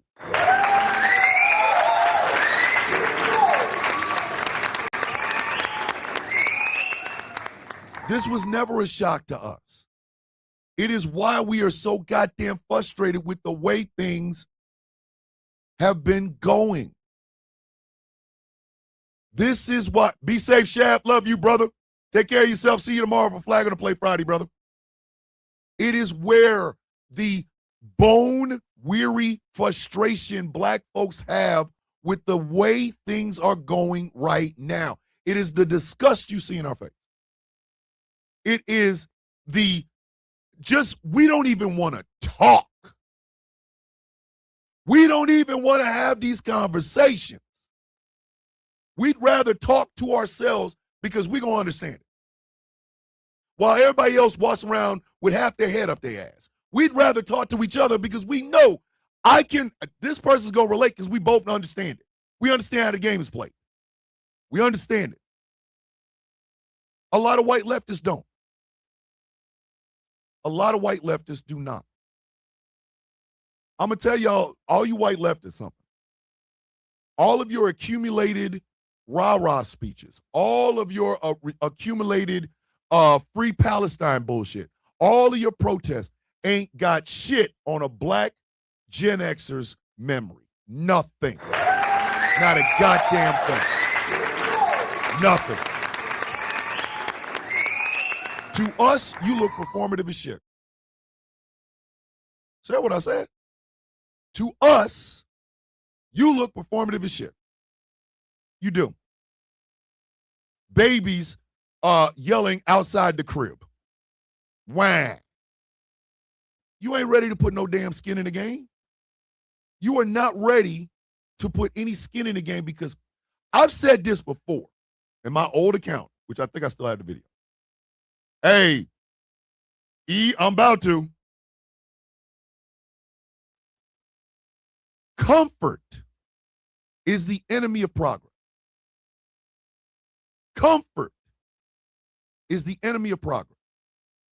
If your ass is comfortable, you don't want to move. If your ass is comfortable, you don't want to move. You don't want no parts of move. You don't. No, what you want is for that comfort to come at no cost. And that's where you lose us. That's where most white folks that voted for Kamala Harris lost the 92% of black people, of black women, and the 83, 84, 85% of black men. That's where you lost us. Wanting comfort and progress at the same time don't work. It's performative. You're going to have to put some skin in the goddamn game.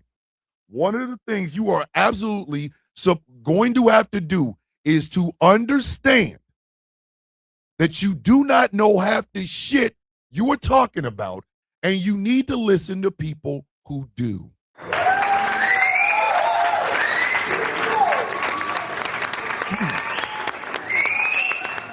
Project 2025 is Jim Crow for everybody. Project 2025 is Jim Crow for everybody. For everybody. And sometimes you need to sacrifice your damn identity for the good of the collective. That's what we have been doing for decades. 80, 90 goddamn years. Black folks have been sacrificing our identity for the greater good of the collective. And every single time we do this, somehow the collective finds a way to stab our ass in the back because them white folks that we're fighting against done whispered some honey sweet words in their goddamn ear, only to turn out it was goddamn poison. You are not getting collective good by individualistic nature, bitch. It's not gonna happen.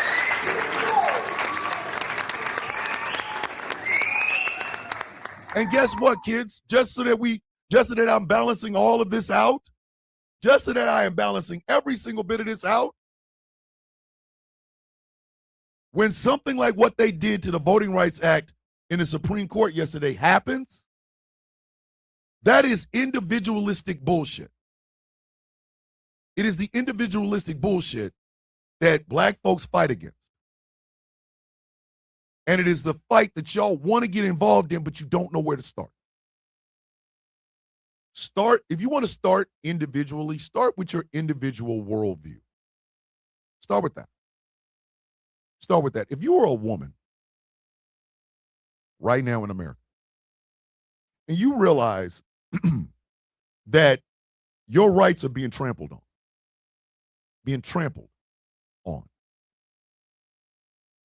it should hurt you as an individual. Do not misunderstand me.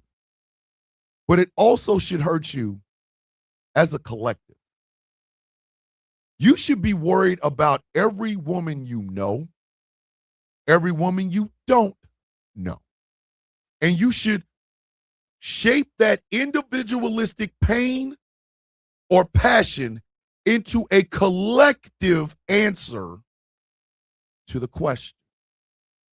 That means when you do that, you are going to have to walk your dumb ass into a situation with the knowledge that you don't know anything. All you have is this nagging issue inside of you, but you don't know where to put it. Then bring your ass in, sit your goofy ass down, and listen. Listen. I remember telling white women, this Roe v. Wade overturning ain't got shit to do with black women or brown women or Asian women or Latino women, Native Indigenous. They ain't got nothing to do. It's white women. White women got mad at me for saying that. You're trying to break us apart. You're trying to break the feminine. No, bitch, I'm trying to tell you the same thing black women have been trying to tell your ass since long before Roe v. goddamn Wade, bitch. Every woman is affected. The target is you. The target is your white ass. But every woman around you is affected by it. You centered yourself. And then when it happened, white women are like, oh my God, I can't believe it happened. Hi, black women have been telling your ass this shit for 40 years. 40. Black women have been telling your ass this shit for 40 goddamn years, 50 goddamn years. Telling you this. How many white women looked at what happened to Adriana Smith and thought, oh, that's just a black woman that goes through that? They will do it to you. They will do it to you. And your reaction to when it happens to a black woman will show what will happen when it happens to you. We say it's all men till it's no men. Do I have a problem saying that? No, I don't. I don't. Now, does that mean I'm part of the 62 million men or hits that went to a goddamn website that advertised itself as a rape academy? No, I didn't. I did not. But I understand a man who goes to that and does something to his wife and then spreads it all over the internet, that shit could hit me too. I have a wife, 4 daughters, 9? Yeah, I think 9. Nope, 9. 9 granddaughters. I've got 3 sisters, several women cousins. It can affect all of them. I am friends with women. That rape academy shit can affect Candy Poo. It can affect Tracina. It can affect DJ. It can affect Witchy. It can affect the women I know. It can affect the children I know. It can affect the children that you know. So you fight against that shit as a collective. Now, individually, I can sit up and go, well, I ain't do none of that shit. I didn't do any of that shit. But that doesn't mean I do not have a responsibility in it because I am a man. In intersectionality. When we say it's all white people till it's no white people, we want y'all to stop calling yourselves white. That's the first part.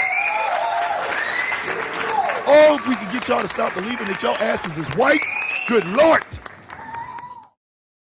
Good Lord. If we could just get y'all to stop thinking that your skin is all that is there. There is poverty in that white skin. There is homelessness in that white skin. There is health issues in that white skin.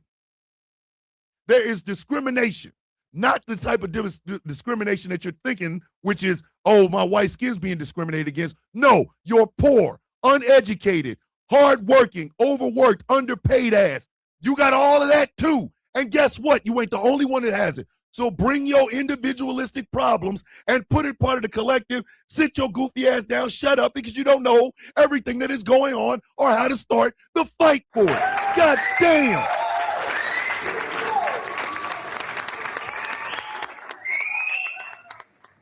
You don't understand it. It makes no sense to you. That's why it is so hard for you to wrap your head around. It's too big. But much like Martha said to Clark in Man of Steel, then make it smaller. The collective has to matter more than individuals. The collective has to matter more than individuals. It has to. Any organization that does not believe in the concept of the collective is going to fail. It's going to fail. Can these things be race specific? Yes, they can. Black women are 4 to 5 times more likely to die in childbirth than white women. That is a individual thing. But it still falls under the umbrella of a woman's right to control her body and to be safe when they go into the hospital. You can bring your individual stories as long as you put them through with the collective. That is where we are right now. The reason Donald Trump has the chokehold that he does on the American zeitgeist is because the people who were supposed to be fighting against it, the entirety of the people who were supposed to be fighting against it, decided 2024 was the time for their individual pursuits. No. The barbarian isn't just at the gate, bitch. The barbarian is eating the wooden knock or the big ass metal knocker on the door of the gate.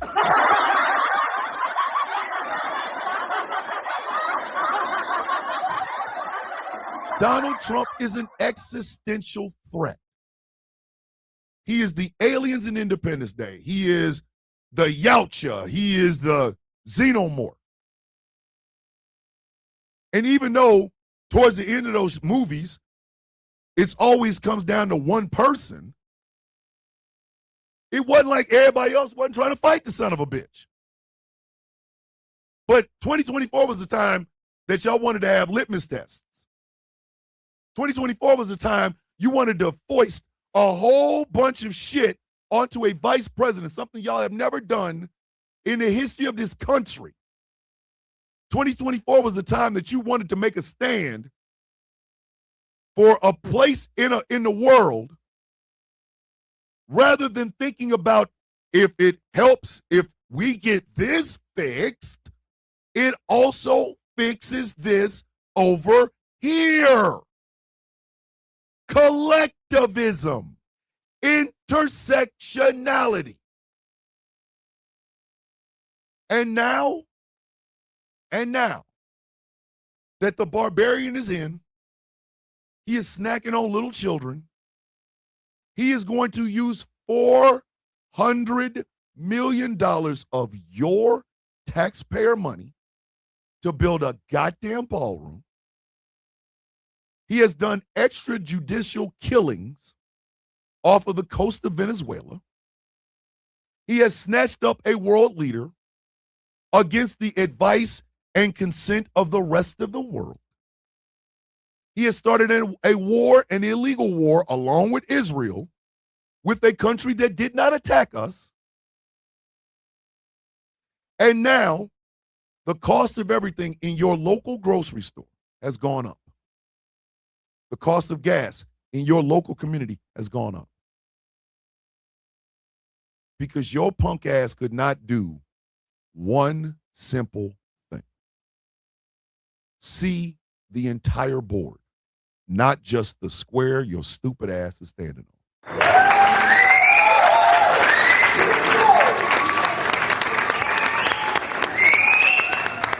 One of the reasons I do not believe in the fictional devil is this. I've seen pure evil in humanity.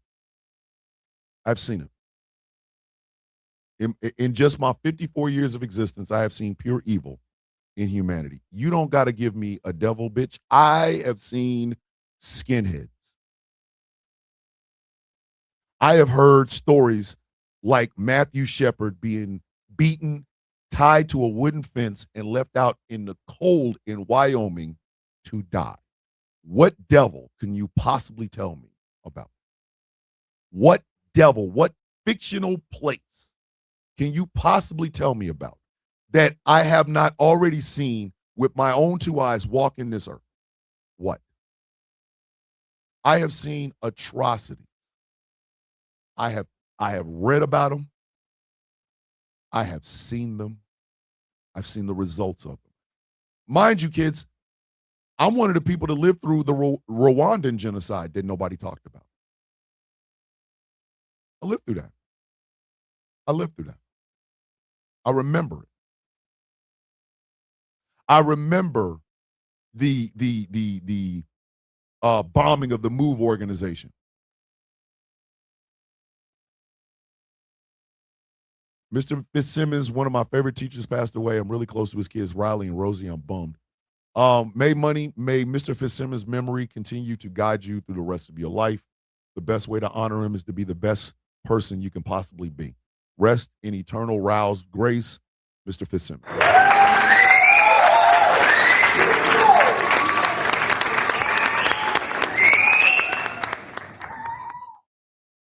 I was there for what happened in Mogadishu. They made a movie out of it, Black Hawk Down. I remember when that happened live. I do. I remember meeting people who lived through race riots. I got older family members that told me stories about living through race riots. They got it from the person that got their head cracked open, or they got it from a child that was traumatized from the shit.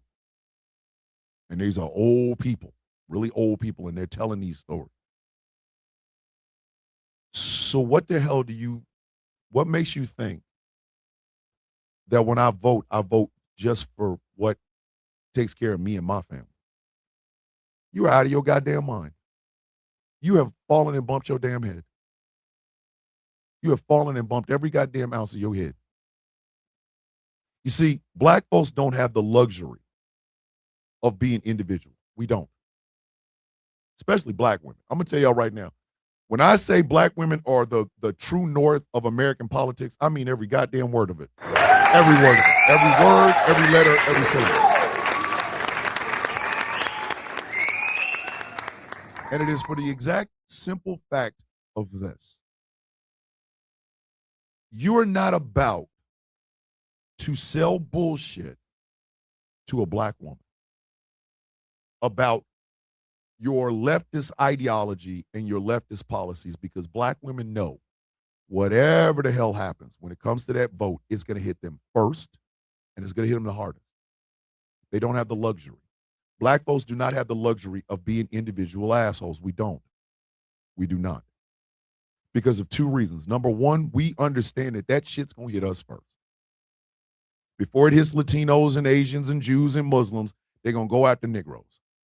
It is part and parcel of how America operates. They may dislike the American racist, white supremacist mindset may hate Latinos and Asians and Jews and Muslims and gays and things of that nature. But that hatred starts with black folks because we can't hide. We can't. There is no assimilation for us. None. There's absolutely no assimilation for us. Oh, sure, you got your tap dancing and biscuit eating Coonesians, but they stupid asses don't realize that they're not being celebrated because they have these ideas. They're being celebrated because they got them a blackie. You know what I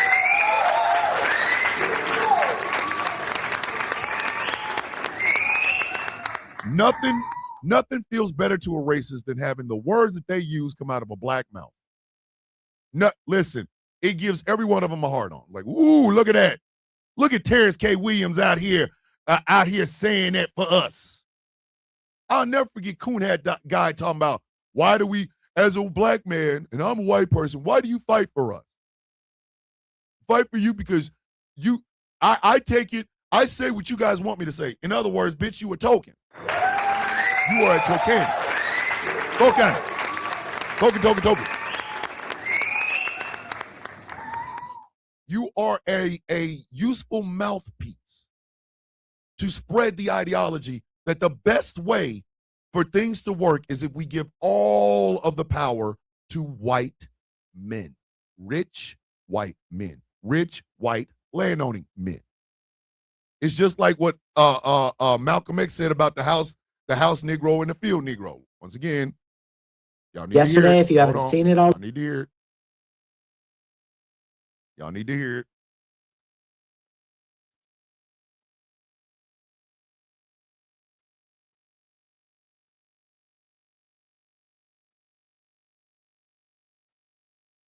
I'm going to let y'all hear it from him.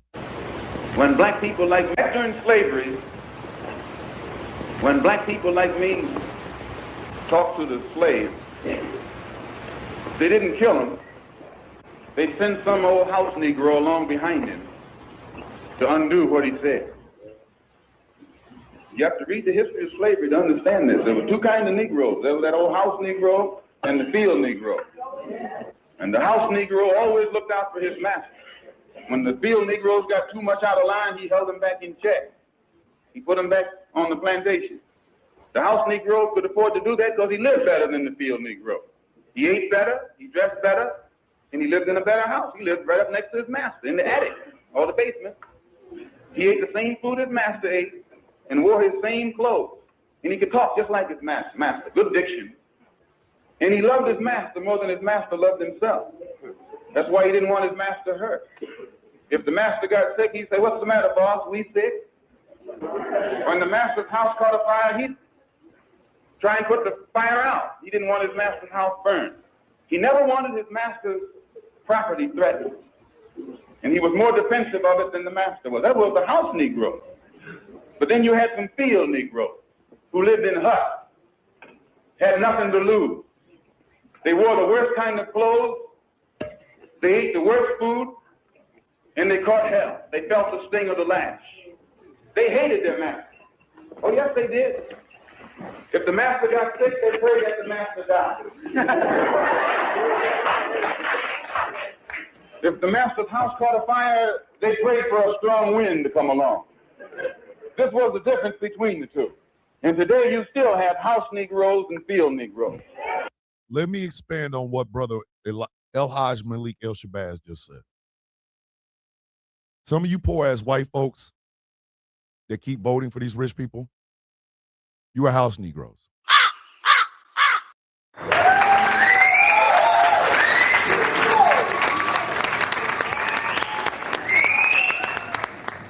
Some of you poor-ass white people who have assimilated everything that makes you your nationality, your ethnicity matter, just to be white. You are the house Negro. You are. You are the house Negro. You are the one that when rich people say we are doing good, you're like, that's right, we doing good. You ain't got a pot to piss in, a window to throw it out of, or ground to catch the piss. You are. Donald Trump has 2 fake ass assassinations. They tried to kill our president. Just like a house Negro would say. Charlie Kirk dies. Charlie Kirk got millions of goddamn dollars. You couldn't find, you can't even spell millions. But you out here talking about, we is Charlie Kirk. You're a rich white man with no goddamn education who only showed up and got the things that he did because he had a white sugar daddy. That's you. You house Negro. You are a house Negro. You are. The rest of us who understand how shit really the hell is in this world, we the field Negro. When Donald Trump gets sick, every one of us pray for death.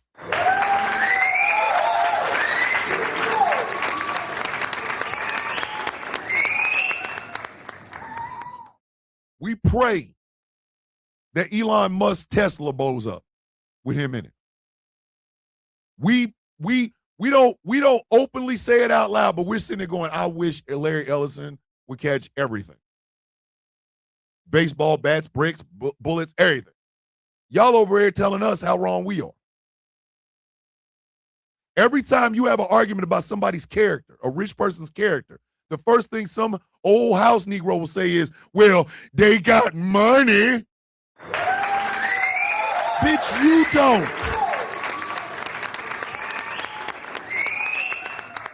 Bitch, you don't. With your poor, dumb white ass, you ain't got a dime. But as soon as somebody gives a wanted criticism of some rich asshole who's making everybody's life worse, the first thing you want to come up with, you just mad because he got money. You ain't got no money. Bitch, you were right here next to me. We're having this conversation while your poor ass is sitting in your trailer park and my poor ass is sitting in a house that has a 30-year mortgage. Bitch, we are in the same boat. You out here caping for this dude whose pocket change can pay off both of our situations. Y'all goddamn house Negro.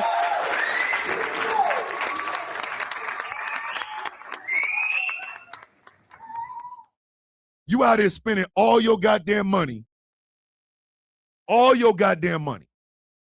trying to pay rent, pay for groceries, pay for gas. You go to a job that does not appreciate you in any way, shape, form, or fashion. All you're there to do is make other rich people even more rich.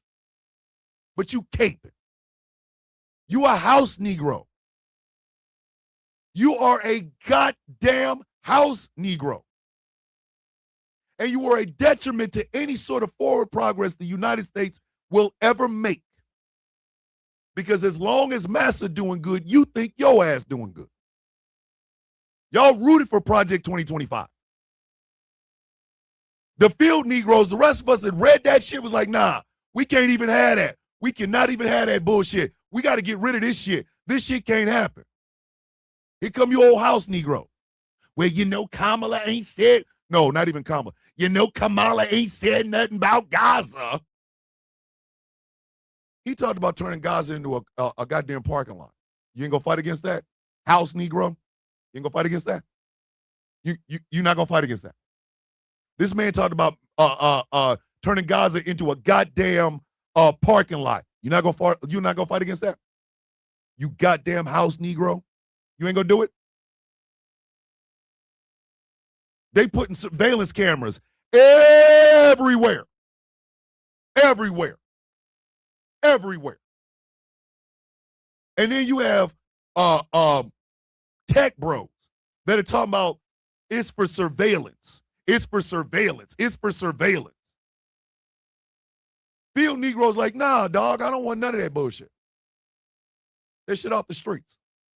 I am responsible. I want my goddamn privacy. I want my goddamn privacy. I don't want them goddamn cameras in there. Here come them house Negroes. Well, what about the terrorists? You saying the same thing this asshole's saying. Your ass is about to be surveilled just as much as I am. Your ass over here rooting for this? You goddamn house Negro? Are you kidding me? This is where intersectionality and fighting for the collective matters the most. Because if you are a far leftist and you're still over here, bitch moaning and complaining about Kamala, congratulations, you goddamn house Negro. You put us in this situation, bitch.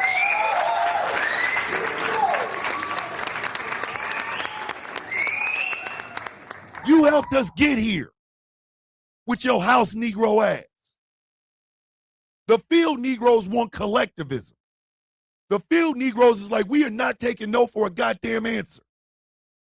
But even amongst the field Negroes, some of these goddamn field Negroes don't know what they're fighting for.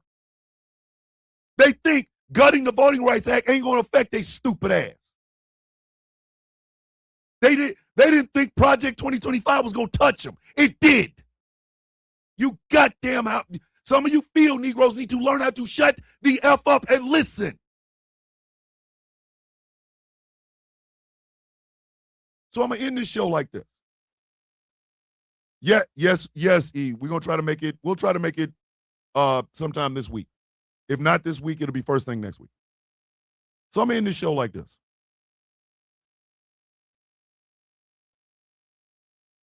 It is now a time for collectivism. I have been slowly but surely working on an entire platform for the Raven Party. General Gambit was kind enough to make a bunch of pictures that announced the Raven Party. I got to try to figure out exactly how you go about creating a political party and things of that nature. But what you will notice in the Raven Party is this: there is no room for individualistic fights. There's no room for it. We do not deal in your individual effery and jackassery. We don't. We deal in collective change. The Raven Party will stand for collective change, not individual pursuits. To be a candidate for the Raven Party, you will have to adhere to that mentality.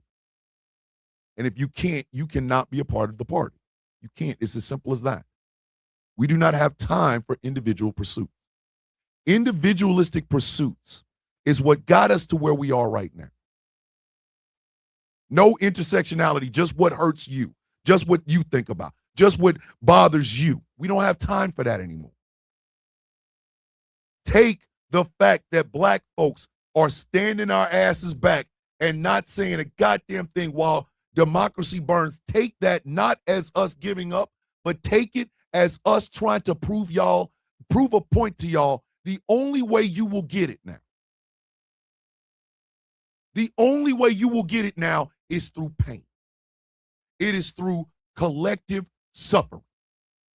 Maybe by the end of this year, we will give the other party a large mandate. But if you don't stand in their face and say, this is the things that I want changed, and if I don't get them, I will make sure your punk ass isn't sitting in that seat in a couple of years.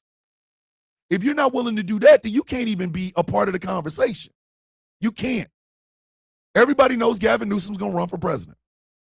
Now is the time to start inundating and bombarding this bitch ass with, hey, you want to be president? Here's some things that the collective needs.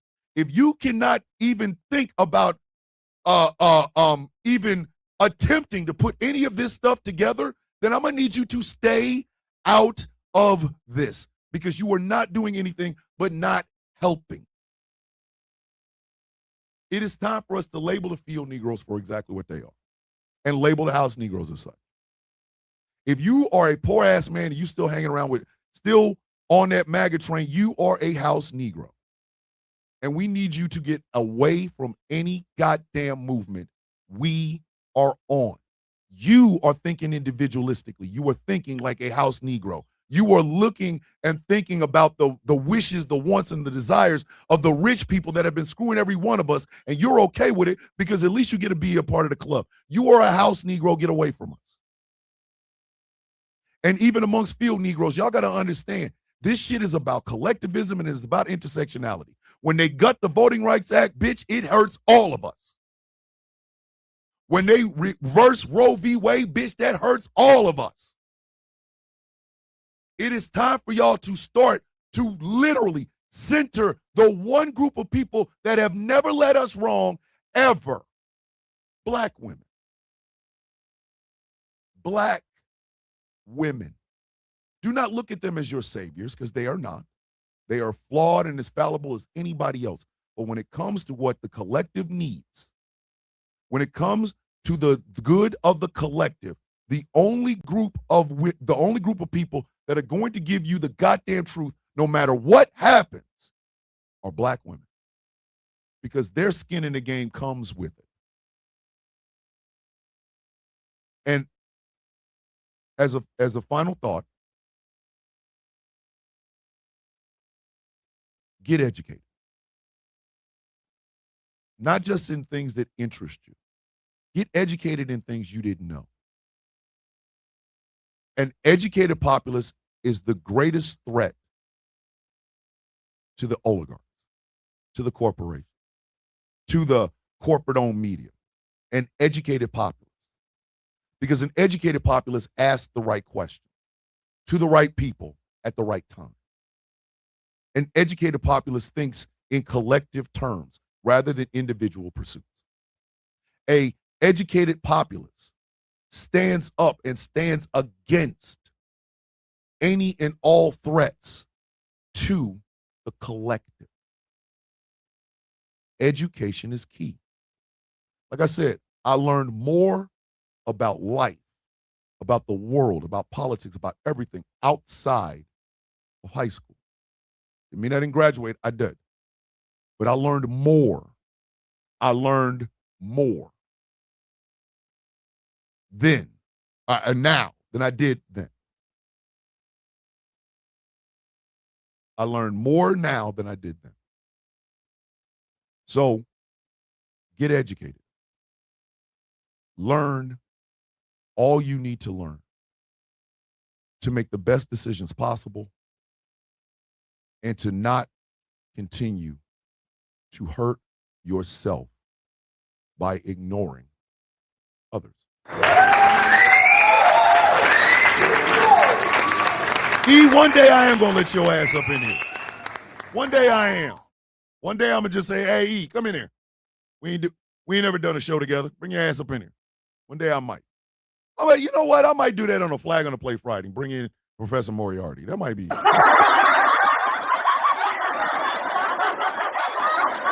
E, you need to get your ass a computer, sir. And a microphone and butt system and all. You're going to bring your ass up in here, you're going to bring your ass up in here, sir. As always, kids, if you like what I'm doing and want to support, think about becoming a Patreon at patreon.com/Thomas the Villain Bishop. $3 a month. You can help me keep all of this running. The Honey Sauce Sono sessions, I am probably going to be burning CDs all weekend. So that we can get them out to you. Make sure, if you have pre-ordered, make sure that Lovebird, a.k.a. Heather, a.k.a. my manager, has gotten your $5.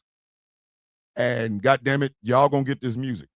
Honey Sauce, the Sono Sessions, Volume 1. And yes, for all of you that need to know, yes, it will have Give Me the Couch, the original version. And every subsequent Honey Sauce CD that gets put out will have a version of Honey Sauce, as well as a song compilation called The Lost. So look out for it. Patreon.com/Thomas the Villain Bishop. Thomas about to be in the street selling mixtapes. Not a mixtape. It's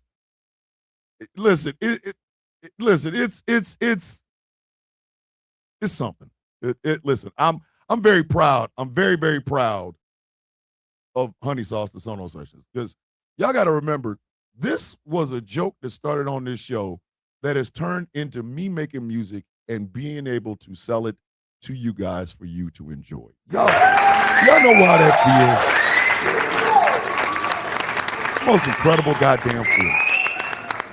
If the Honey Sauce albums do well, like if a lot of people are digging it and shit, and pre-order for Honey Sauce 2 and stuff like that, I'm going to try to find a way to make a Apple Play version of it where you can just You download it, pay for it, and shit like that. But yes, if you listen to this station during the day, you will hear several songs that myself, the Angry IT Nerd, and Taz we've made. The three of us are out here making songs. I don't know, it's the weirdest thing, but now I'm in competition with them too. I gotta make better songs than they do because their songs are just killing it. And I'm just over here going, yo, what the hell, man? The Panther Party needs to also be international. It does. That would be the perfect thing for you. To reach out to the Black Panther Party for self-defense here in America and start a chapter in England. That shit would be badass. That shit would be badass. Can y'all imagine Professor Moriarty with a black beret on? Like just in the black leather?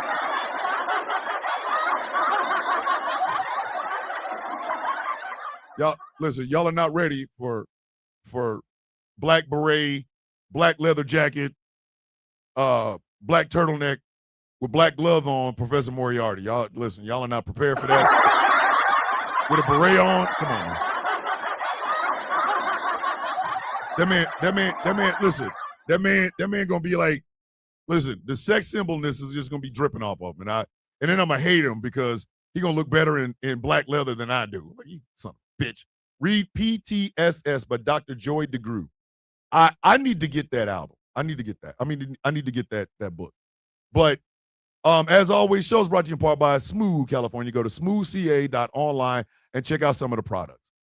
Shows brought to you in part by Melanated Excellence. Go to melexcellence.com. They have apparel. We have drinkware, all the great shit. Go to melexcellence.com. Shows brought to you in part by Something Black Made. You better go over there, get you some apparel. Summertime's coming, and you do not want to be outside with long khakis. Like you just come on now. Don't do that. Don't do that. And finally, the show is brought to you in part by W Energy. A scoop full of W gets me suited and booted for the rest of the day. I will have energy all day. W.gg. Type in Thomas Bishop for 10% off of your purchase.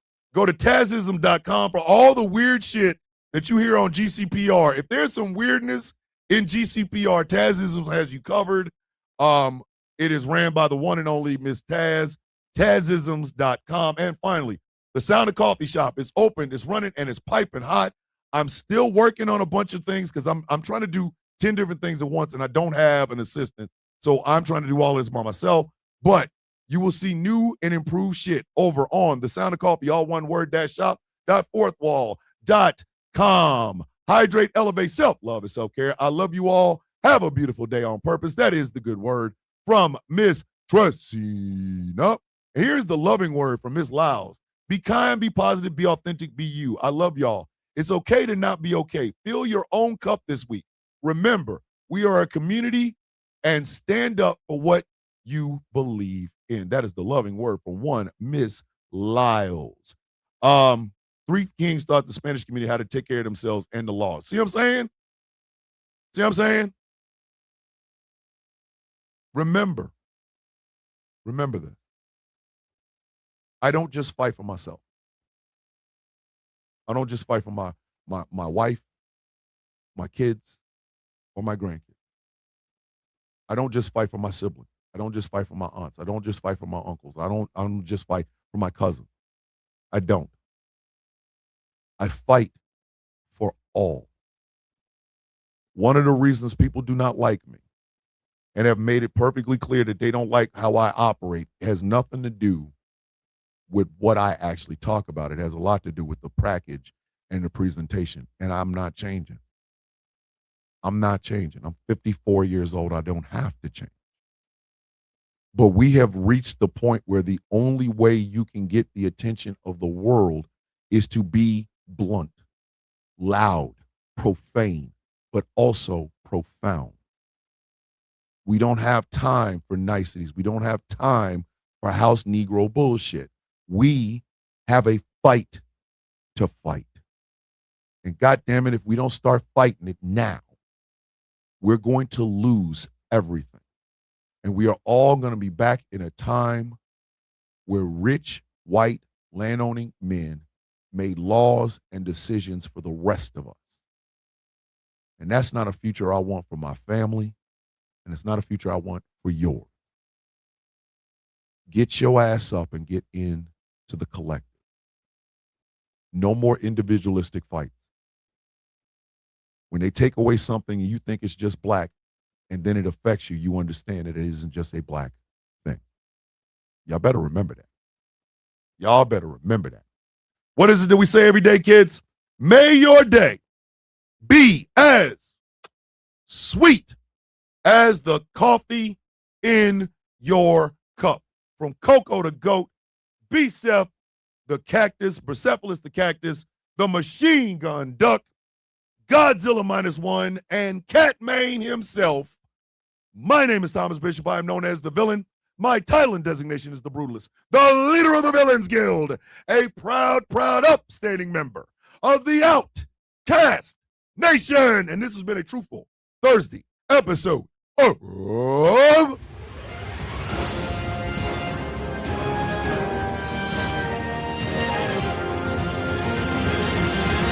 The Sound of Coffee on Ghost Law Productions Radio, GCPR, where every voice matters. 3:30 p.m. Eastern Standard Time. It is the Taz Effect with the one and only Taz J. Tonight, 9 p.m. Eastern Standard Time. It is Superplex Party with myself and the Angry IT Nerd. Before we go, you're right, Candy Poo. I leave you with the universal greeting of the coffee beans. Bow your heads up. How you doing? I woke up.